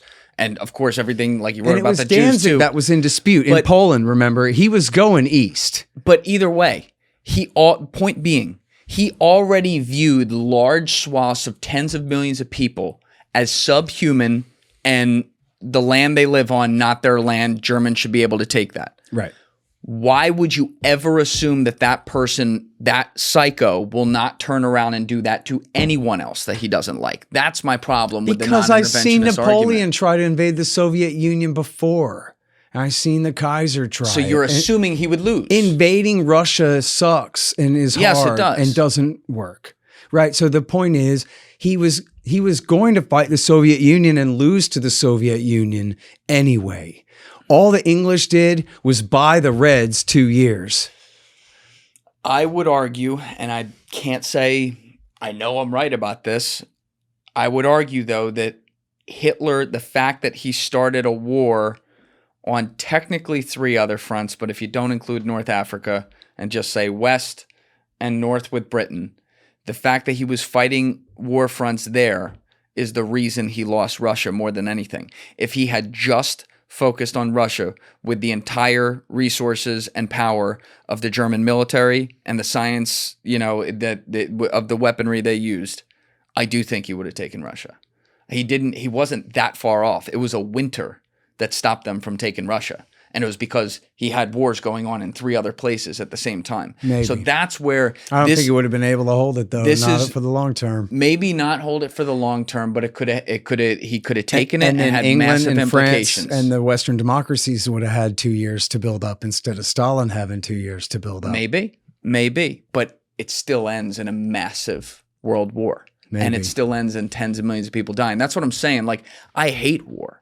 But I also try to look at the lens of the world where, like, sometimes, like, it happens, and you should do everything you can to prevent that on the buildup. And you're absolutely right. Back to Pearl Harbor was wrong. Why did FDR do that? Because 80% of the American people were opposed to it. And it's supposed to be up to them. Yes. So this Robert Stinnett attitude that, well, FDR had to commit the greatest act of treason in all history in order to, bamboozle, essentially, to manipulate the American people into going to war in Europe by getting their sons killed out in the middle of the Pacific Ocean. That kind of shows right there what a betrayal it was of the American people. And then 16 million of them had to be conscripted, forced to go and join the fight. So in hindsight, you can make a great movie out of it and all of this, but at the time, ipso facto, the people had to be made to do it because they didn't want to. They didn't agree, and they didn't think it was necessary to do it in that way. Harry Truman said, we should back Hitler, and then we should back Stalin, and then we should back Hitler again, and keep backing them against each other when he was a senator, is what he said. He also wasn't the brightest bulb. Yeah, how about just stay the hell out of it? You got 2 totalitarians, as he said, scorpions fighting in a bottle. Why do we have to lend-lease anybody in this thing? You know what I mean? I'm not saying we should back Iraq or Iran. or Israel or anyone, you know? That's the thing of it. But anyway, look, I admit again that I'm not the greatest expert on World War II. I know there's 100 books about it. And I do know also that for all Americans who get interested in like revisionist history, you know, it's really easy to be a revisionist about the terror wars, about Vietnam, about Korea. Why is it the forgotten war anyway? Ah, geez, Truman, look what he did there.